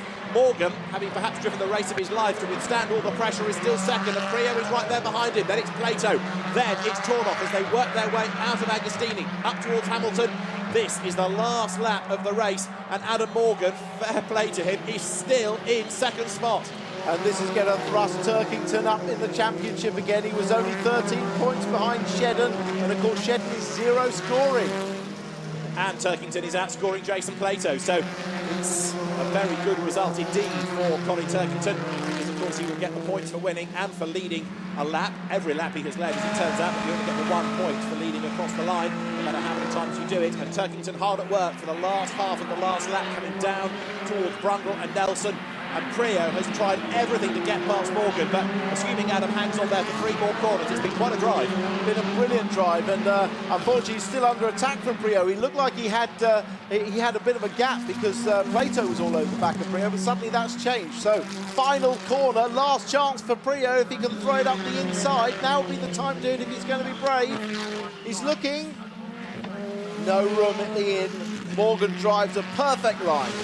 Colin Turkington drives a perfect race with 75 kilos on board. Colin Turkington comes through to score victory. Second across the line. Adam Morgan just ahead of Priaulx, ahead of Plato, ahead of Tordov. Jack Goff rounds out the top 6. And then, wait and wait and wait. Look at the gap the top 6 have pulled. There is delight. And Tom Ingram with a puncture on the last lap. That means Andrew Jordan is going to be an easy 7th. Up into 8th will come Matt Jackson. 9th, it's going to go the way of the Audi of Rob Austin. And 10th, Mike Bushell, his best finish in the championship yet. 11th, James Cole, a good result for him on his return. seemingly there is no justice for Tom Ingram, because having worked so hard, he gets a punctured tyre on the last lap, and so he's still yet to come across the timing line. Barry Horn, Rob Holland, Derek Palmer, the next three drivers, 13th, 14th, 15th across the line. And Tom Ingram, if he crosses the line, he's going to be 16th. Yeah, poor Tom Ingram, he really doesn't have any luck. I mean, had he finished that race, he'd have finished 8th place, just behind Andy Jordan. I'll guarantee you the top 8 are the ones that are reversed for race 3, and he'd have been on the front row. And it's happened early in the lap, hasn't it? Because now he is still only working his way through Brundle and Nelson. So it's been a very, very slow lap by Tom Ingram. Well, he's been told to bring the car home slowly. There's no tyre on there. They don't want to do any more damage. He's not got any points. He might as well just drive that straight in the garage. He was a bit curb happy, he was telling me after the first race, went up to 2 wheels. If he was curb happy in this race, then it's down a tyre, even worse news. But Colin Turkington, who said on the grid before the race started, he felt his day might suddenly become a little bit worse with 75 kilos on board and everybody around him lighter. Well, far from it. He has converted that into a mighty impressive race win. Now, Tim, you looked surprised in a good way at Alton Park after Jason did it with the maximum ballast, and now Colin has done it. I mean, yes, we know these cars carry the weight well, but those have been Jason at Alton Park, Colin at Snetterton, 2 great drives. Yeah, I mean, you know, it shouldn't be possible, but obviously on a circuit which suits the car very well indeed, and that car being quite a big car, when you put the weight in it, it's spreading the weight across a bigger car, so it has less effect on the weight distribution percentage-wise than, say, it does in a shorter wheelbase car. So yes, it carries the weight well. He's driven very well. Adam Morgan actually defending the rest of the race behind him also helped him. And well, it was a great result, and it's proved it could be done not once but twice now, as Nick Hamilton just comes round to finish. Yeah, 16th place. Josh Cook dropped back towards the end. We saw Josh being feisty mid-race, but he ended up down in 17th spot. There he is in the surviving Power Max racing car. We lost effectively Tom Ingram. We lost Matt Neal, Aaron Smith, Dave Newsham, Gordon Shedden, Warren Scott, Martin Depper, Stuart Lyons, Kieran Gallagher before the race even started. So there's a lot of work to be done in the pit lane before race 3. And race 3, in case you're new to all of this, tends to be a little bit bruising. But just think how many cars and how much damage we've seen in the first few laps of race 2. Almost unprecedented this year. So much. Well, it wasn't just the damage, it was the way the racing took place. Cars were just launching themselves into gaps that weren't there. There were 3 cars exiting stage left in one go. It was all it really was like an arcade game, wasn't it? Trouble is, you can't just press Control, Alt, Delete and reset, can you? Because now lots of people have to do lots of work. But another very exciting race. Round 17 of the Dunlop MSA British Touring Car Championship, won by Colin Turkington. Career win 35. Adam Morgan second. Andy Prio bags third ahead of Jason Plato and Sam Tordoff, with Jack Goff 6th. Andrew Jordan 7th. And then it all changes at the end. Matt Jackson 8th. Rob Austin 9th. And Mike Bushell coming home to round out the top 10, his best finish yet, ahead of James Cole, Hunter Abbott, Barry Horn. His first weekend in the championship, but he's 13th, ahead of the returning Rob Holland, then Derek Palmer, Nicholas Hamilton, Josh Cook, and with his punctured tyre, Tom Ingram down the order at the very end. Jeff Smith with problems we'd seen, Rob Collard with damage early on. He came home 20th after a lengthy pit stop. Matt Neal out with damage, Aaron Smith out with damage, Dave Newsham out with damage, Gordon Shedden out with damage, Warren Scott, Martin Depper, Stuart Lyons out with damage as well. Kieran Gallagher not even in the race. So for the championship, Jason Plato leads by just 8 points from Colin Turkington. Gordon Shedden's down to third ahead of Matt Neal, Sam Tordoff and Andrew Jordan. Adam Morgan, Andy Prio, Jack Goff and Rob Collard are the top 10. 2 out of 2 for Colin Turkington. What a day this is for him. And despite the fears that he wouldn't be able to score another win with all of that weight, he has done a great job. And so Team BMR continues this mighty impressive season. And Colin Turkington, former front-wheel drive one-make champion in his Ford Fiesta days, looks a lot happier about that win than the first one. His wife Louise joining in the celebrations. At the end of race 1, it looked more like relief, but that is pure delight, because with 75 kilos on board and fending off much lighter cars, and to lead right the way through, he didn't luck into that. He controlled that race and had to do it from the front. A great job by Colin Turkington, and you can understand why he savours that one perhaps more than the earlier race win. So he's had 3 victories this year. Daddy's there as well to join in the celebrations, and the winning drivers will very shortly make their way to Parc Fermé. Dare one say, from Adam Morgan's point of view, that that was an even better drive than Thruxton, because he had to withstand all of that pressure. One could argue that was the race of Adam's life. A tremendous job done. So Adam Morgan it is who takes second. Colin Turkington then takes 2 out of 2 at Snetterton. Race winner is with Louise. Colin, congratulations. I mean, it may have been all change in the car in terms of the weight and the tires, but no change in the result. Another win, and a fantastic win with maximum ballast on board. Yeah, you know, all credit to my team of guys. You know, they give me another fantastic car. It's easy to say that when you win a race, you've got a brilliant car, but you know, the balance actually felt better than race one. And as we've seen before, if you can just get that couple of car lengths on the first lap or two, you can get your head down and let it kick off behind. So, yeah, I'm delighted. Was there a ruse smile on your face when you saw that Tordorf had bogged down on the line? Yeah, I got a good start, and it was just waiting in my peripheral vision for the BM to come shooting up the left-hand side, but it didn't come. And you know, that was the big moment in the race for me. If Sam had have got in front, then you know the BM is strong in sector 2, sector 3, so it would have been more difficult. But yeah, it's good to take another win. It was all kicking off behind you on the opening lap, but I mean, you wouldn't have seen any of that, and it was quite a lonely race for you, wasn't it? I don't suppose it was an easy one, but it was a lonely one. It's never lonely in there. It's peace and quiet. Yeah, I do enjoy being in there, but yeah, you know, you have to really focus. It's so easy to, you know, reduce the lap time a bit and then make a mistake. So you know, I just try to keep the focus, be consistent, and you know, I could see puffs of dirt behind me, so I was hoping things were kicking off. You're up P2 in the championship now, just behind your teammate. Yeah, you know, it's all about collecting points at this stage. It's very early days, and you know, like I said after race one, just important to keep putting the points in the bag. So you know, it's not necessarily always best to be at the front of this championship. You know, you got a lot of extra things to deal with, so you know, I'm pretty well positioned at the moment. I suppose 3 wins is it's a possibility, but I guess it depends on where you're going to be starting for the next one, doesn't it? Yeah, it's you know, I think the car is quick enough to do it, but again, it's, you know, you don't get too many opportunities to pass against these guys, so it would take a heroic effort, but I'm happy with 2 for now. Great stuff. Well done you, and well done Adam as well. I mean, that was a great result for you. That's almost like a win for you guys, isn't it, in many ways?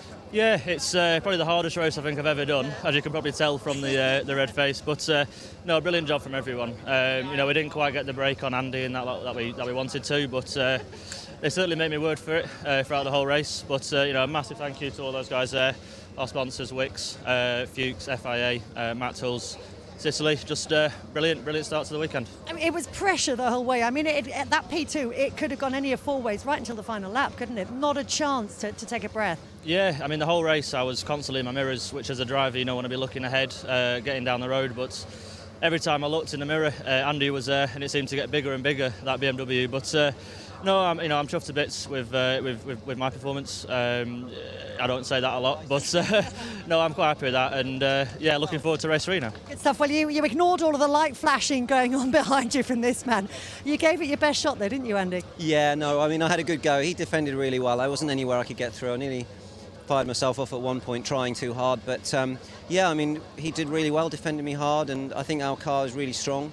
I just need to be released, and it's not easy passing any of these guys in BTCC. You know, they're all here because they've gone through all the lower formulas in British motorsport, and they're all good drivers, so I don't expect them to give it to me, and I had a great time. I loved it. I'm really enjoying it. And pressure from behind you as well. I mean, you had to have eyes in the back of your head. I did, yeah. You know, obviously, first of all with Sam and then JP. I've had those eyes in my mirror a few times, so he was very good. I mean, a couple of times he had a sniff, and I covered it. But you know, all in all, I've been really happy with the standard at the front there, which has been great. So good fun. Good stuff. Well done, you. Well, that in many ways was like a race 3 race with everything that was going on. But obviously, that's coming up later on. Now we're going to be finding out where everybody's going to be starting for that final touring car race here after this quick break.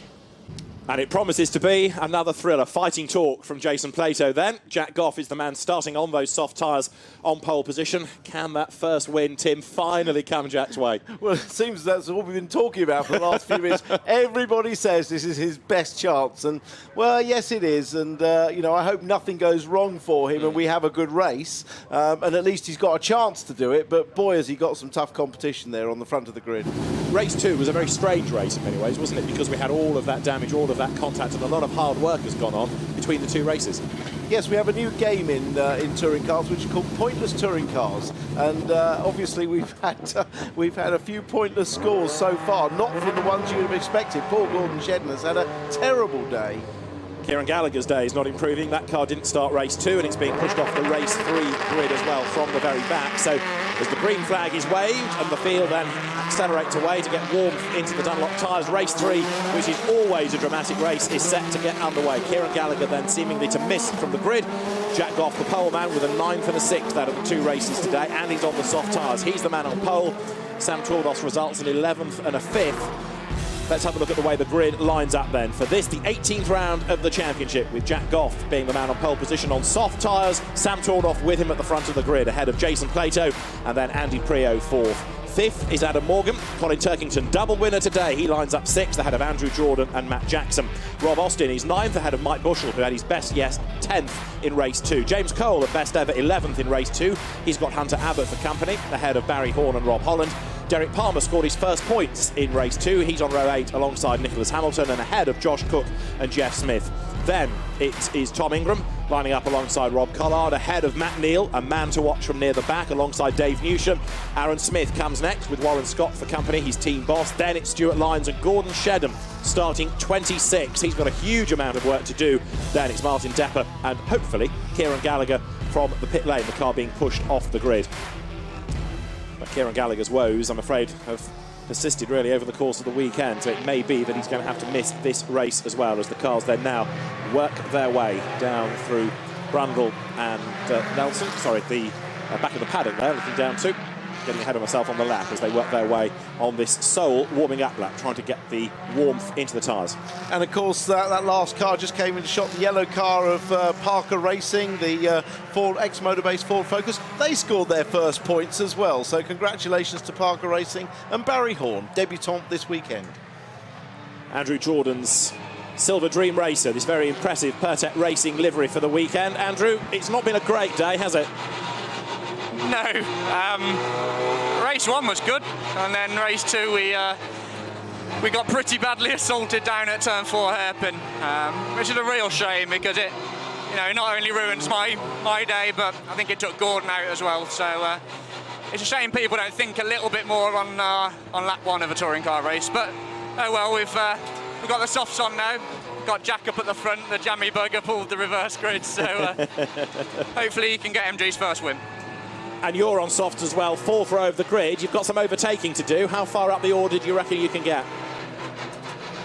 Well, elbows out, I'm going to go for a podium, mate. Just depends on the drop-off, but we've seen drop-off very differently from different people, so on the soft tyre. So hopefully mine's one of the better ones. Good luck, Andrew. Cheers.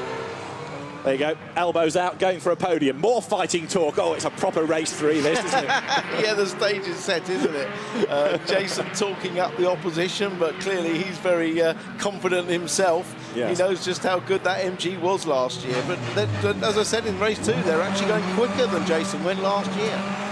And what about Colin Turkington? What a day. He came here, admittedly, there or thereabouts in the championship, but he's had those 2 wins. He's right back in the game. And the second half of his season really couldn't have started any better. Yeah, you look at Jason, you think he's been the dominant driver all season, and now he suddenly finds Turkington just 8 points. 8 points behind, and Jason must definitely be ruining the lost points from Brands Hatch when he had that puncture on the last lap. If he was 28 points up the road, he'd probably feel a bit more comfortable, but I still think he has the ultimate pace in that team, and he also knows that this weekend is working well for Colin because the temperature is giving Colin more rear tyre grip, more temperature, and therefore more grip, and therefore more confidence. That may not be the same at Knock Hill. Well, let's see what happens in race 3. Cars making their way up towards the grid. Ballast, Colin Turkington has 75, Adam Morgan 66, Andy Prio carries 57, Jason Plato 48, Sam Tordoff 39, Jack Goff 33, Andrew Jordan on 27. Then it is Matt Jackson with 21, Rob Austin 15, Mike Bushell has 9 kilos as they slot into place. Apologies also for the colourful language from Andrew Jordan as we spoke to him on that warming up lap. The scene set then ready for round 18 of the Dunlop MSA British Touring Car Championship. The grid then is just about formed at the front, the last few cars slotting into place. Now, a word about Gordon Shedden, because it really has been a horrible day for him. The car has been patched up. He's got No opportunity to test, of course, other than the laps around to the grid, but let's see what progress he can make. Yeah, fingers crossed in the Jack Goff Supporters Club. And the grid is just about complete. Gordon Shedden and Martin Depper will be the last two drivers onto it, with Kieran Gallagher having been pushed off the grid. So, two lively races we have had. Hold on to your hats. Race 3, round 18 of the Dunlop MSA British Touring Car Championship about to get underway. Jack Goff is the man on pole position. And here at Snetterton, we are set to go racing. Engine notes rise. Who is going to make the best start? Good getaway by Andy Prio. Look from fourth on the grid. Jack Goff's going to lead. But here comes Prio round the outside. They go 3 wide for second place down towards turn 1 at Riches. Plato has the inside. Prio has the outside. Can the BMW go all the way round the outside? Yes, it can. Jack Goff leads up towards the Montreal hairpin. Prio is second, Plato third, Tordor fourth, and fifth is Adam Morgan as they get to the breaking point with Colin Turkington sixth. Andrew Jordan's up the inside. Is he going to be able to scrabble past the reigning champion? Not quite. Turkington stays ahead as they head down towards turn 3 for the first time. So far, so good for Jack Goff, a perfect start, but Andy Prio barging his way through bravely round the outside of Jason Plato into turn 1. And you can see Andy Prio weaving there. That's to get a bit more temperature into the tyres. The BMW not bringing his tyres up to temperature quite as quick. Through Agostini for the first time, and Prio is setting off in pursuit of Jack Goff as lower down the order James Cole comes up to try to make a move. He's on the tail of Mike Bushell. He's just got himself ahead of Hunter Abbott. Barry Horn is next in the queue. It's another very jumbled grid with lots of people trying to make progress. There, one of them is Tom Ingram up the inside of Derek Palmer, but heading to Bentley Straight for the first time. Jack Goff it is who leads the way. Leading quartet just gapping Adam Morgan a little bit. Now, of course, he's copped 66 kilos of weight as they run down Bentley Straight, heading towards Brundle and then Nelson for the first time. And Jack Goff trying to make good his escape as now Jason Plato tries to attack Andy Prio for second place. Turkington, in the meantime, looking for a way past Morgan. Yeah, Sage is set for a great scrap this race. Goff has got the perfect start, but Prio will really fancy his chances, but it's not going to be easy to pass the MG. The MG is quicker than the BMW on the straights. Round Coram for the first time. Down they come to the end of lap 1, and Jack Goff it is who will lead them across the line. He had that second place at Brands Hatch in round 3, his one and only podium of the year. Can he hang on in there? 1 of 12 laps done as he comes over the line. Prio runs second, in third over the line. It is Plato, then Tordor fourth. Fifth is Adam Morgan, sixth Turkington, seventh is Andrew Jordan, eighth is Matt Jackson, ninth is Rob Austin going strongly, 10th is Mike Bushell, 11th is Cole, 12th is Abbott. The rest pour through, and at the end of lap 1, Jack Goff leading the way by 7/10 of a second. Ingram looking to make a move on Barry Horn down the inside. He does. Cole gets down the inside of Bushell as well. That's a focus fight. And James Cole returning to the championship. He's on the outside for turn 3. Is he going to be able to go through? Not there. Hunter Abbott tries to get up the inside. There's contact. James Cole gets sideways. He gets fired off onto the grass on the outside. How many places is he going to lose? He's back on. He falls back behind Barry Horn and also Josh Cook. And there Rob Collard gets up and past him. Here comes Newsham up the inside of Derek Palmer. It's all happening. On board with Jordan as there, look up the road. Adam Morgan loses out, does he? Turkington goes by. So Colin Turkington puts himself up now into 5th place ahead of Adam Morgan. That's a great move early on in the race. Remember how hard it was to pass Adam Morgan in race 2. He spent the whole race defending, and Andy Prio couldn't get past. But Turkington's been able to do what Prio couldn't. On board with Jordan. Now, what can he do about Adam Morgan? Well, again, he's quicker on the straights. Prio couldn't get past Morgan because the cars were very similar on the straight, but Turkington's car and Jordan should be quicker on the straight. Up front, it's all very close. Change for second place. Plato ahead of Prio now looks so the Volkswagen ahead of the BMW. And Jason Plato, having shed some weight over the course of the day, is setting off now in pursuit of Jack Goff. Down they come to the end of lap number 2, and so the BMWs of Prio and Tordorf now having to fight for 3rd place. Jason having got himself up into 2nd spot. Turkington 5th, heading the next wave of cars. Then it's Morgan, then it's Jordan. And this was how it changed for 2nd place. All the way around the outside, that is a great pass. Using the superior speed down the straight and then braving it out on the brakes round the outside. Good pass by Plato. He seems reinvigorated by the new challenge of Turkington on the championship, and he wants to get the most out of this. And he's not done yet. Now he sets off in pursuit of Jack Goff, who has done the fastest lap of the race. but he needs to try to build this lead. It's 1.9 seconds, and now he's got the old master chasing after him. This is going to be the ultimate test of Jack Goff, with Plato closing in during the latter part of this race, I'm sure. Jack Goff just making hay while the sun shines on those soft tyres, but that will be a short-term gap. Ahead of Jackson is Jordan. He too, remember, is on the soft tyres, and he now is also finding how hard it is to get past Adam Morgan. That Mercedes-Benz A-Class is a very wide car, isn't it? But fairly wide. Yeah, but watch up the straights when I'm sure that Jordan will create the same sort of opportunity that Plato was able to do on, if we stay on board, we might even get to see it down the straight after the next corner. Morgan defending the inside line. Turn right through Williams, then towards Bentley Straight. Turkington escaping despite the extra weight he's carrying up the road, so Jordan being stuck for the moment behind the Mercedes. Here we go, look, the Mercedes having to defend. Jordan's got the speed. He'll have to go round the long way. Can he pull off what Plato did? He's got to be later on the brakes. He's not later on the brakes. Wasn't even alongside. He's still trying to edge round, but can't do it. Good driving by Morgan.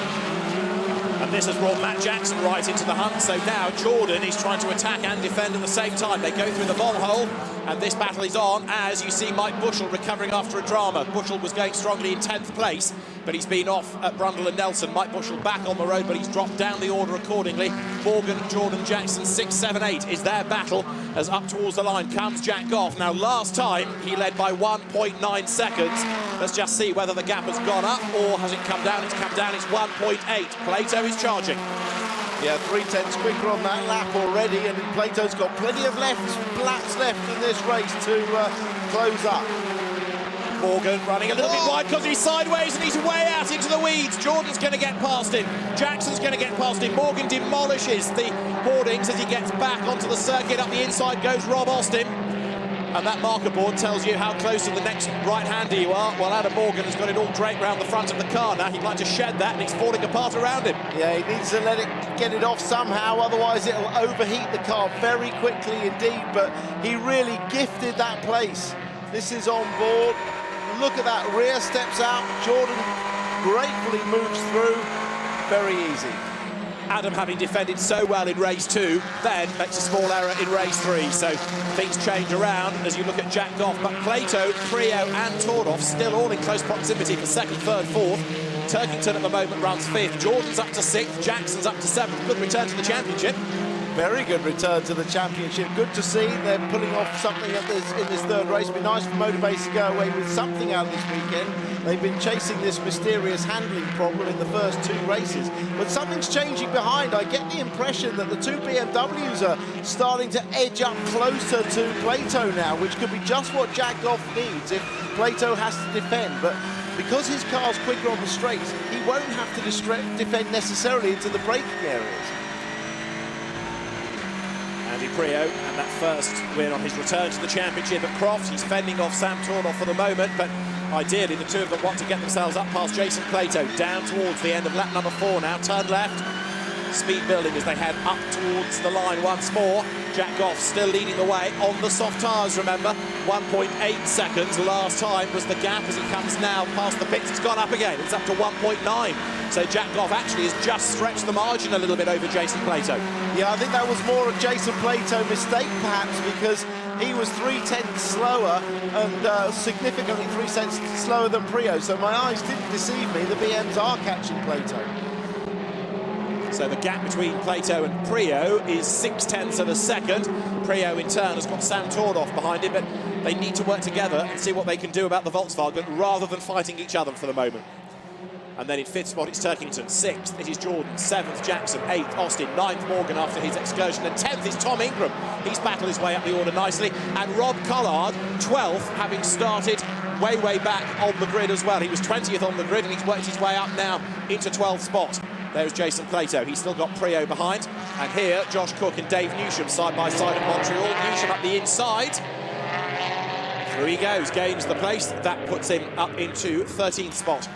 Shedden in the pits. The day of woe continues. This is probably a legacy of the accident damage in the last race. Some little sensor or something gone wrong. There's a driving standards flag being given to Rob Austin, the black and white flag. But that this could well be a pivotal day for Gordon Shedden's championship if it all goes wrong. Now, look at the way that Jordan is on the back of Colin Turkington. This is 5th and 6th. It was 0.8 of a second at the start of the lap. It's nothing at all halfway around it. And, of course, this is a heavy Volkswagen fending off a lighter MG. The two of them, champion from 2014 ahead of champion from 2013, running to Coram.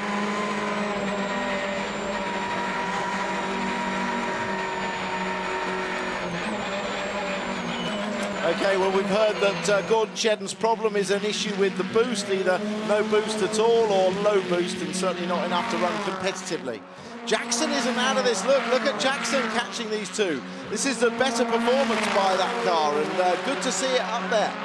And the lead gap is up again. Jack Goff now is 2.1 seconds ahead of Jason Plato.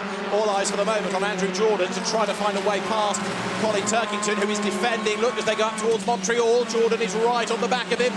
And as Tim rightly says, Matt Jackson is not out of the hunt either, because he's catching up onto the tail of those two. Now, from Matt's point of view, he doesn't need to get involved in terms of point battles. He doesn't want to jeopardise anybody else's championship hopes, but he wants results, and he wants to come away from each weekend for the rest of the year with as good a set of results as he can get. But equally, he doesn't want to be the one that spoils anybody's championship hopes. And here, Colin Turkington, on the evidence of races 1 and 2, is very much back in the game for the title.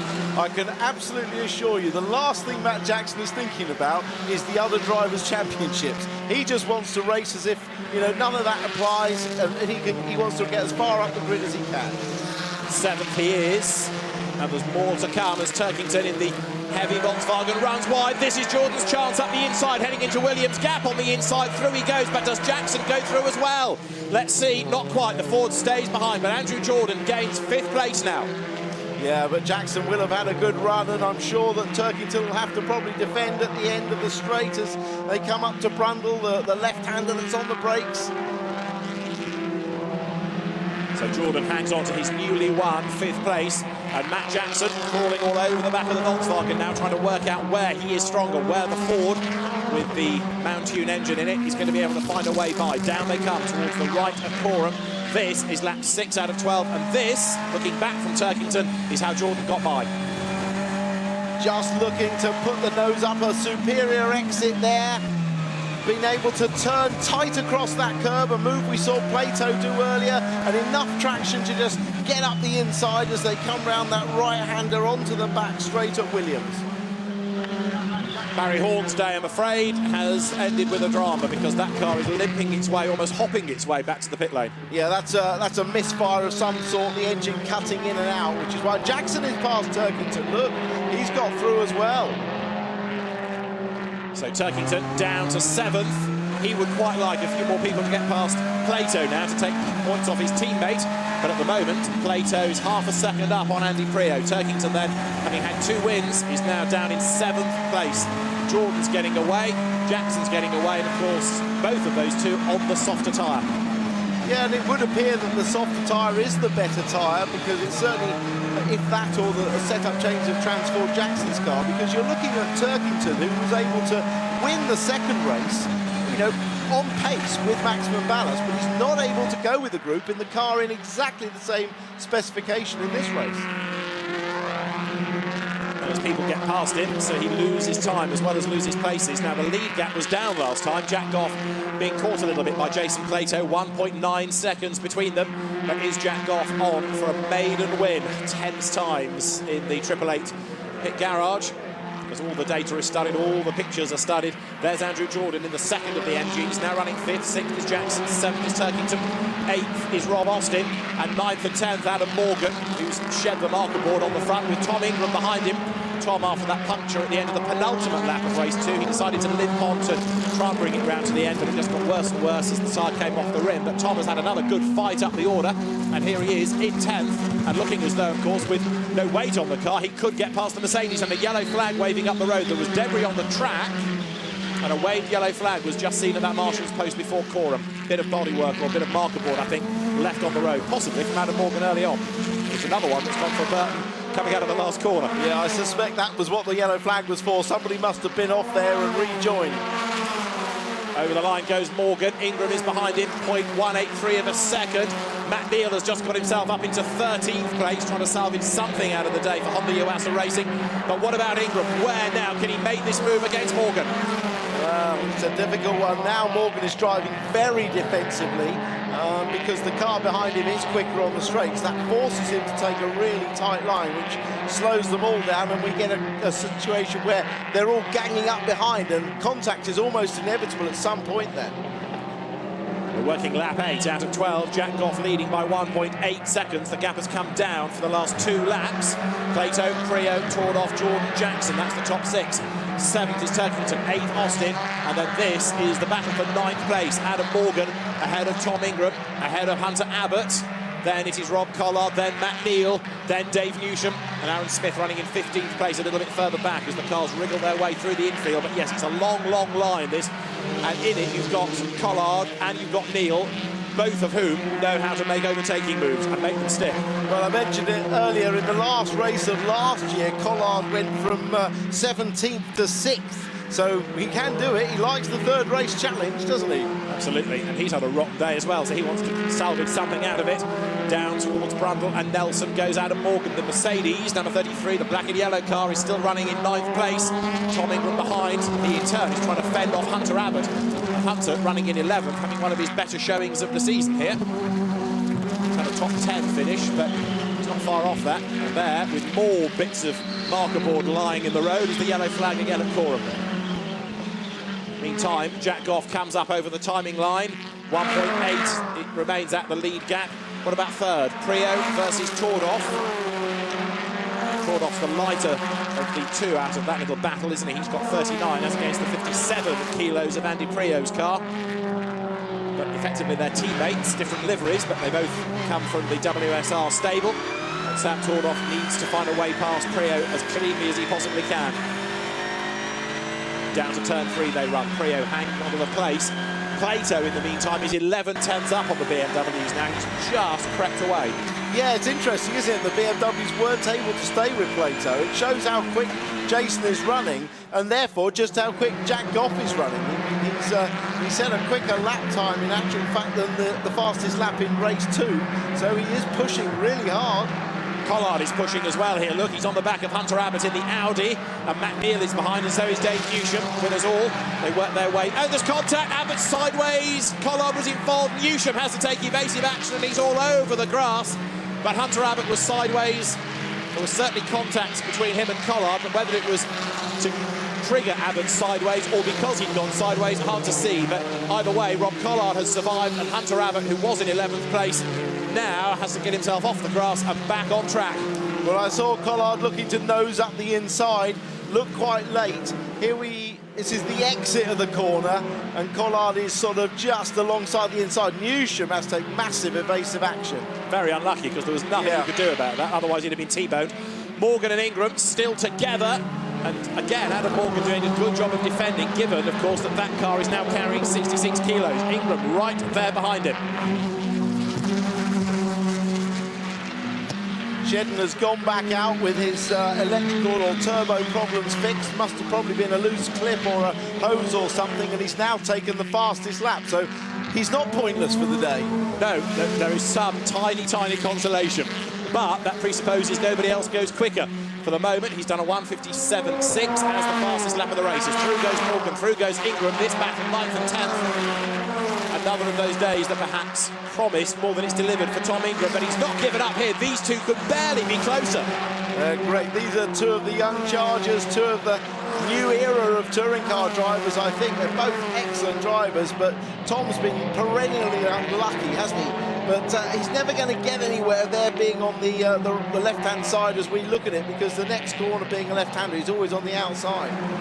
And another of the young Chargers, the next wave of touring car stars. Jack Goff leads the way. Ingram up the inside for Agostini, though now down they come towards the left-hander, and Tom Ingram has got the inside line this time, and he should make the move stick, and he does. Through goes Tom Ingram up the inside to bag 9th place now. Yeah, that was an excellent manoeuvre. Placed himself absolutely right to cut back, and really good move by Tom Ingram. And now he should be able to get away, shouldn't he, because he's ballast free.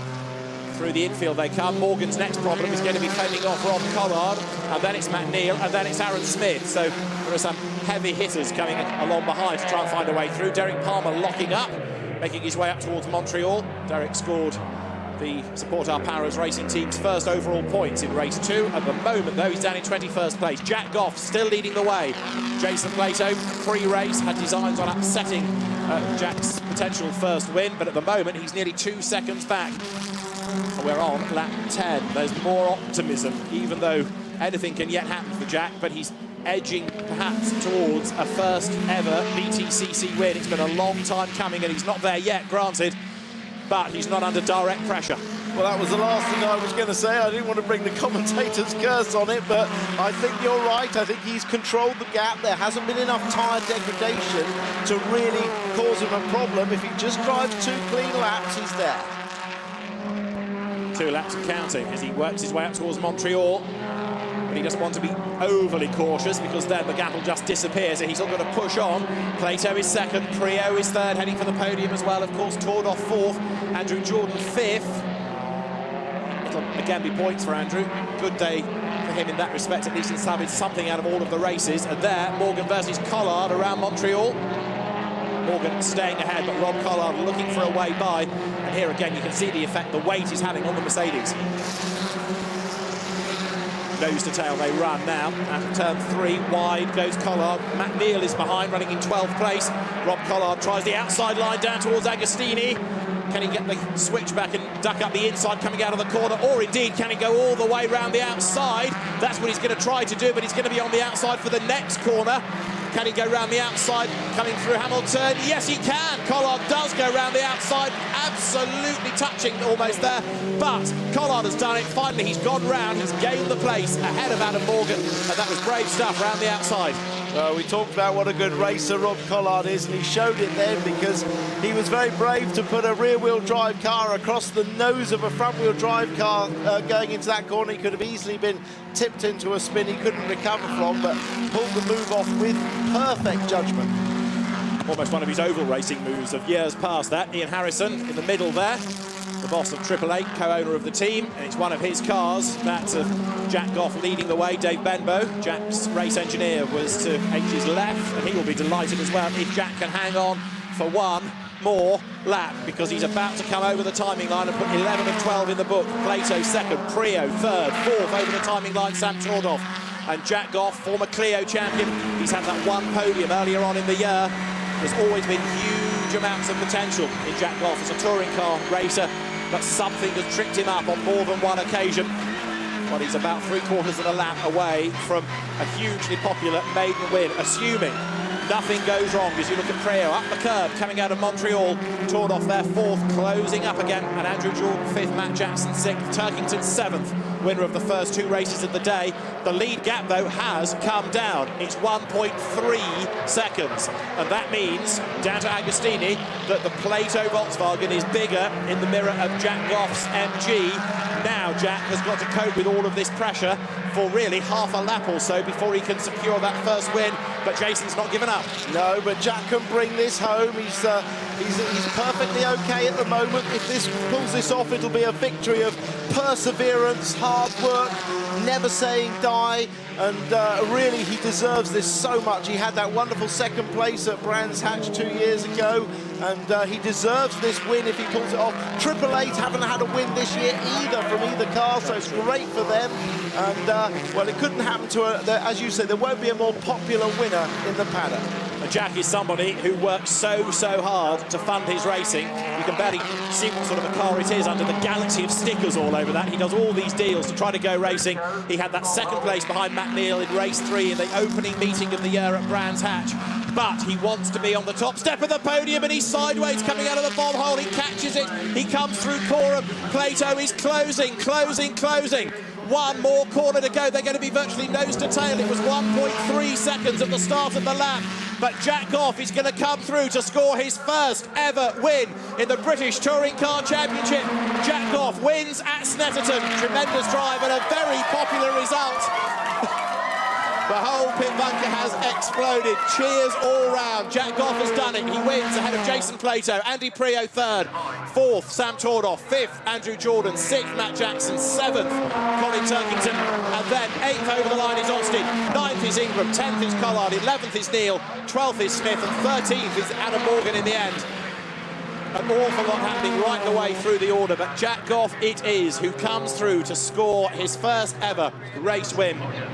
And it wasn't an easy race because all the way he had to look after the soft tyres as here comes Gordon Shedden, who, having taken the fastest lap of the race, gets a point for that. But what a miserable day. He came here, of course, looking so strong in the championship, and his championship leader's gone, and now he's got to do some real fighting over the next races, and he will go to his home track of Knott Hill up for the challenge. But Jack Goff had to fend off everybody else. He had to maintain a gap. Right at the end, he had to monitor where Jason Plato was. But the win has come. It's his first touring car win. It's Triple Eight's first win of the season. And this is going to be one vast party. Jack's girlfriend in the middle of all of that, enjoying the celebrations. But we talked for so long about Jack Goff's potential, about how he's one of the next wave of touring car stars. But today, he's lived up to the bill matter, and that win has finally come. Boy, did he give me a worry with that big slide coming through Coram on the last lap as well.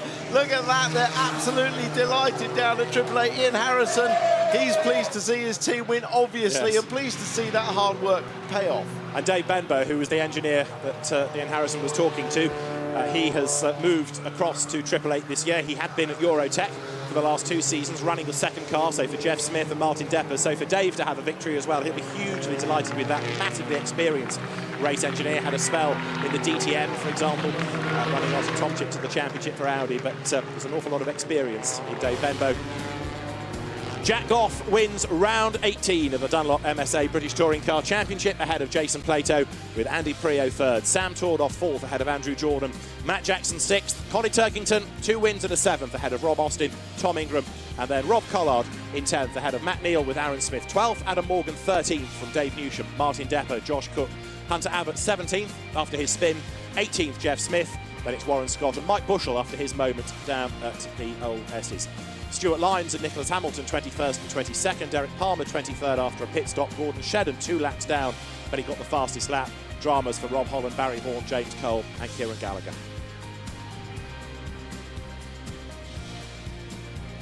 So what does that do to the championship? Jason Plato now has a 16-point advantage over Colin Turkington. Gordon Shedden is third ahead of Sam Tordoff, Andrew Jordan fifth, Matt Neal sixth from Andy Prio. Jack Goff's up to eighth now ahead of Adam Morgan, and Rob Collard rounding out the top 10. Well, what a day it has been at Snetterton, and for Jack Goff, certainly a day to remember because his first ever British Touring Car Championship win has come after years of trying and years also of trying to raise budgets, of trying to stay in the championship. It was by no means a certainty they'd be on the grid this year. It was a relatively late deal that put him into this car. A lot of people have high hopes for Jack, but he has delivered. Girlfriend Sophie in the white top, Jade Edwards, racer herself, who looks after a lot of the off-track elements to Jack's racing. She's there as well, ready to join the celebrations, and it's, as I say, going to be a massively popular result. This has been a good job all round, and success at long last for Jack Goff, and for Triple Eight as well. A sigh of relief potentially, because after a difficult season, one of its 2 cars comes home victorious. So Jack Goff arrives to lots of cheers and lots of applause. And in a moment, out he will get. And let's see how Jack Goff celebrates his first ever touring car win. Utter elation, understandably so. And he strides over. And the celebrations start right here. Well done, Jack. Great drive. The winning margin in the end was only 0.3 of a second, but it was certainly a great drive on the soft tyre. No degradation to have to worry about, but maintain the gap, and so the former Clio champion takes a maiden BTCC win. But surely it's not going to be his only one of the year, because psychologically now that will have unlocked something for Jack with his first victory. He knows he can do it now. It's been a long time coming, but he's finally had the win. And Jack gets the Dunlop winner's hat, and finally, as a race winner, can talk to Louise. Well done, Jack. Can you look upon me as your good luck charm now? Today's been not too bad, so we'll let you off this time. You know, I didn't know how much the softs would go off, so I had to sort of play it a little bit careful mid-race distance. I got the first thing done, I got the start spot on, so it's probably my best start of the year, so I timed it right for that one, but it was a great race. I mean, the MG 5-star Cases racing car was just fantastic. It's the best it's ever been, so thank you to those guys. You're just out there on your own the whole time, weren't you? About controlling that lead. That made it more stressful, I think. I could see Plato in my mirrors, and I was thinking, of all the people you want behind you right now, it's him, isn't it? So I hate just keep me informed on the radio. It's like 0.1 up, 0.1 down, so managed to do it finally. Just tell us about that moment on the final lap. I switched off. I started to slow down, maybe to get my foot in, and I ran slightly wide, but you know, it was all under control. Scared yourself, I would imagine. A little bit, a little bit. What a fantastic, maiden victory for you. You even put a smile on Ian Harrison's face, and as we all know, that's a rare thing. Oh, really? Is he listening now? That is a rare thing, so I'm glad for me, but I'm also glad for the team. It's the first win for the MG this year, so, me and Andy have been both working towards it, and thankfully I've managed to do it. Did you get any messages from the team as you were coming round back into Parc Fermé here? Yeah, a few. Yeah, my engineer and H spoke to me as well, so they all congratulated me, but those guys behind the scenes do the harder job. I'm just a small part. It's fantastic though to get that monkey off your back, get that first victory. Hopefully they all come like London buses now, I'd love to say we can go to cheers mate, thank you very much. I'd love to say we can go to Knock Hill, and do the exact same thing again, but who knows? That's a couple of weeks away yet. I'm going to go home and enjoy this one first. Well, how are you going to celebrate this one? Largely, I would imagine. Probably drive home a couple of hours. I'm going on holiday next week, so I'll look forward to that as well. That's a nice way to go away. Enjoy the break. Congratulations on the win. Let's bring in Jason Plato, who, I think we were talking about how popular that victory would be with everybody. I mean, we all like to see a young driver getting his first win, don't we? Absolutely. It was here I got mine. Bloody hell. Long time ago. 1997, and I know the feeling is brilliant. It's great, and I have to say, drove a very, very good race. Didn't make any mistakes. I needed to be half a second closer, and then I could have started to pressurise him. But the gap was such that, he kept it together. He drove ace actually, really good. No wins for you today, but nonetheless, still a successful weekend. It's a great weekend. We were 10 points behind in second place in the championship coming in here. And now we're 15 points in the lead. So that's in engineering terms, that's what's called a delta of 25. That's a good weekend's work. Not much more you could ask for. On to Knock Hill next. How do you see things shaping up there? Historically, Knock Hill has been, it is a BMW circuit. The BMW is going to rule the roost there, which is great because it means it takes points off some other people. But I have a funny feeling our car's going to be much better than I was saying the MG. I think we've got a better handle on this car, and the front end's a bit better. So I think we're going to be in the mix. Well, let's have a chat with one of those BMW drivers that you're forecasting such good things for when we get. So I loaded the gun between 6 and 7. Thought I'm pulling the trigger. Yeah, no, he had me. Yeah, good fun. Well done, mate. Good job. Good result. Yeah, brilliant weekend. I mean, 2 podiums. Really pleased. We know this track is not the best for us, so that is a mega weekend for me. The last 3 have been great, so just keep that momentum going now and start focusing on the championship. I think we're moving forward. This weekend's been about points, and we got lots of those, so I'm very happy. A little bit of banter with Jason there off track, but a battle with him on track as well. Yeah, I mean, it wasn't too much of a battle. He came past me down the back straight. I couldn't hold him back. I mean, we know our car's not the slipperiest in the straight line, but to be honest, the team have done a great job to come here, a track we know that's weak, and to be so competitive, thanks to WSR, Neil Brown, BMW, the whole lot, because we've really moving forward, and I think we've improved the car in the last few races a lot. So very happy. I knew we wouldn't be able to hold him back. I thought maybe he could come to me towards the end of the race, but he didn't. So hey, I had a bit of weight on board, and I'm very happy. Good stuff. Well done, you. We'll let you get off to the podium celebrations. We're going to have more reaction when we come back in just a couple of minutes.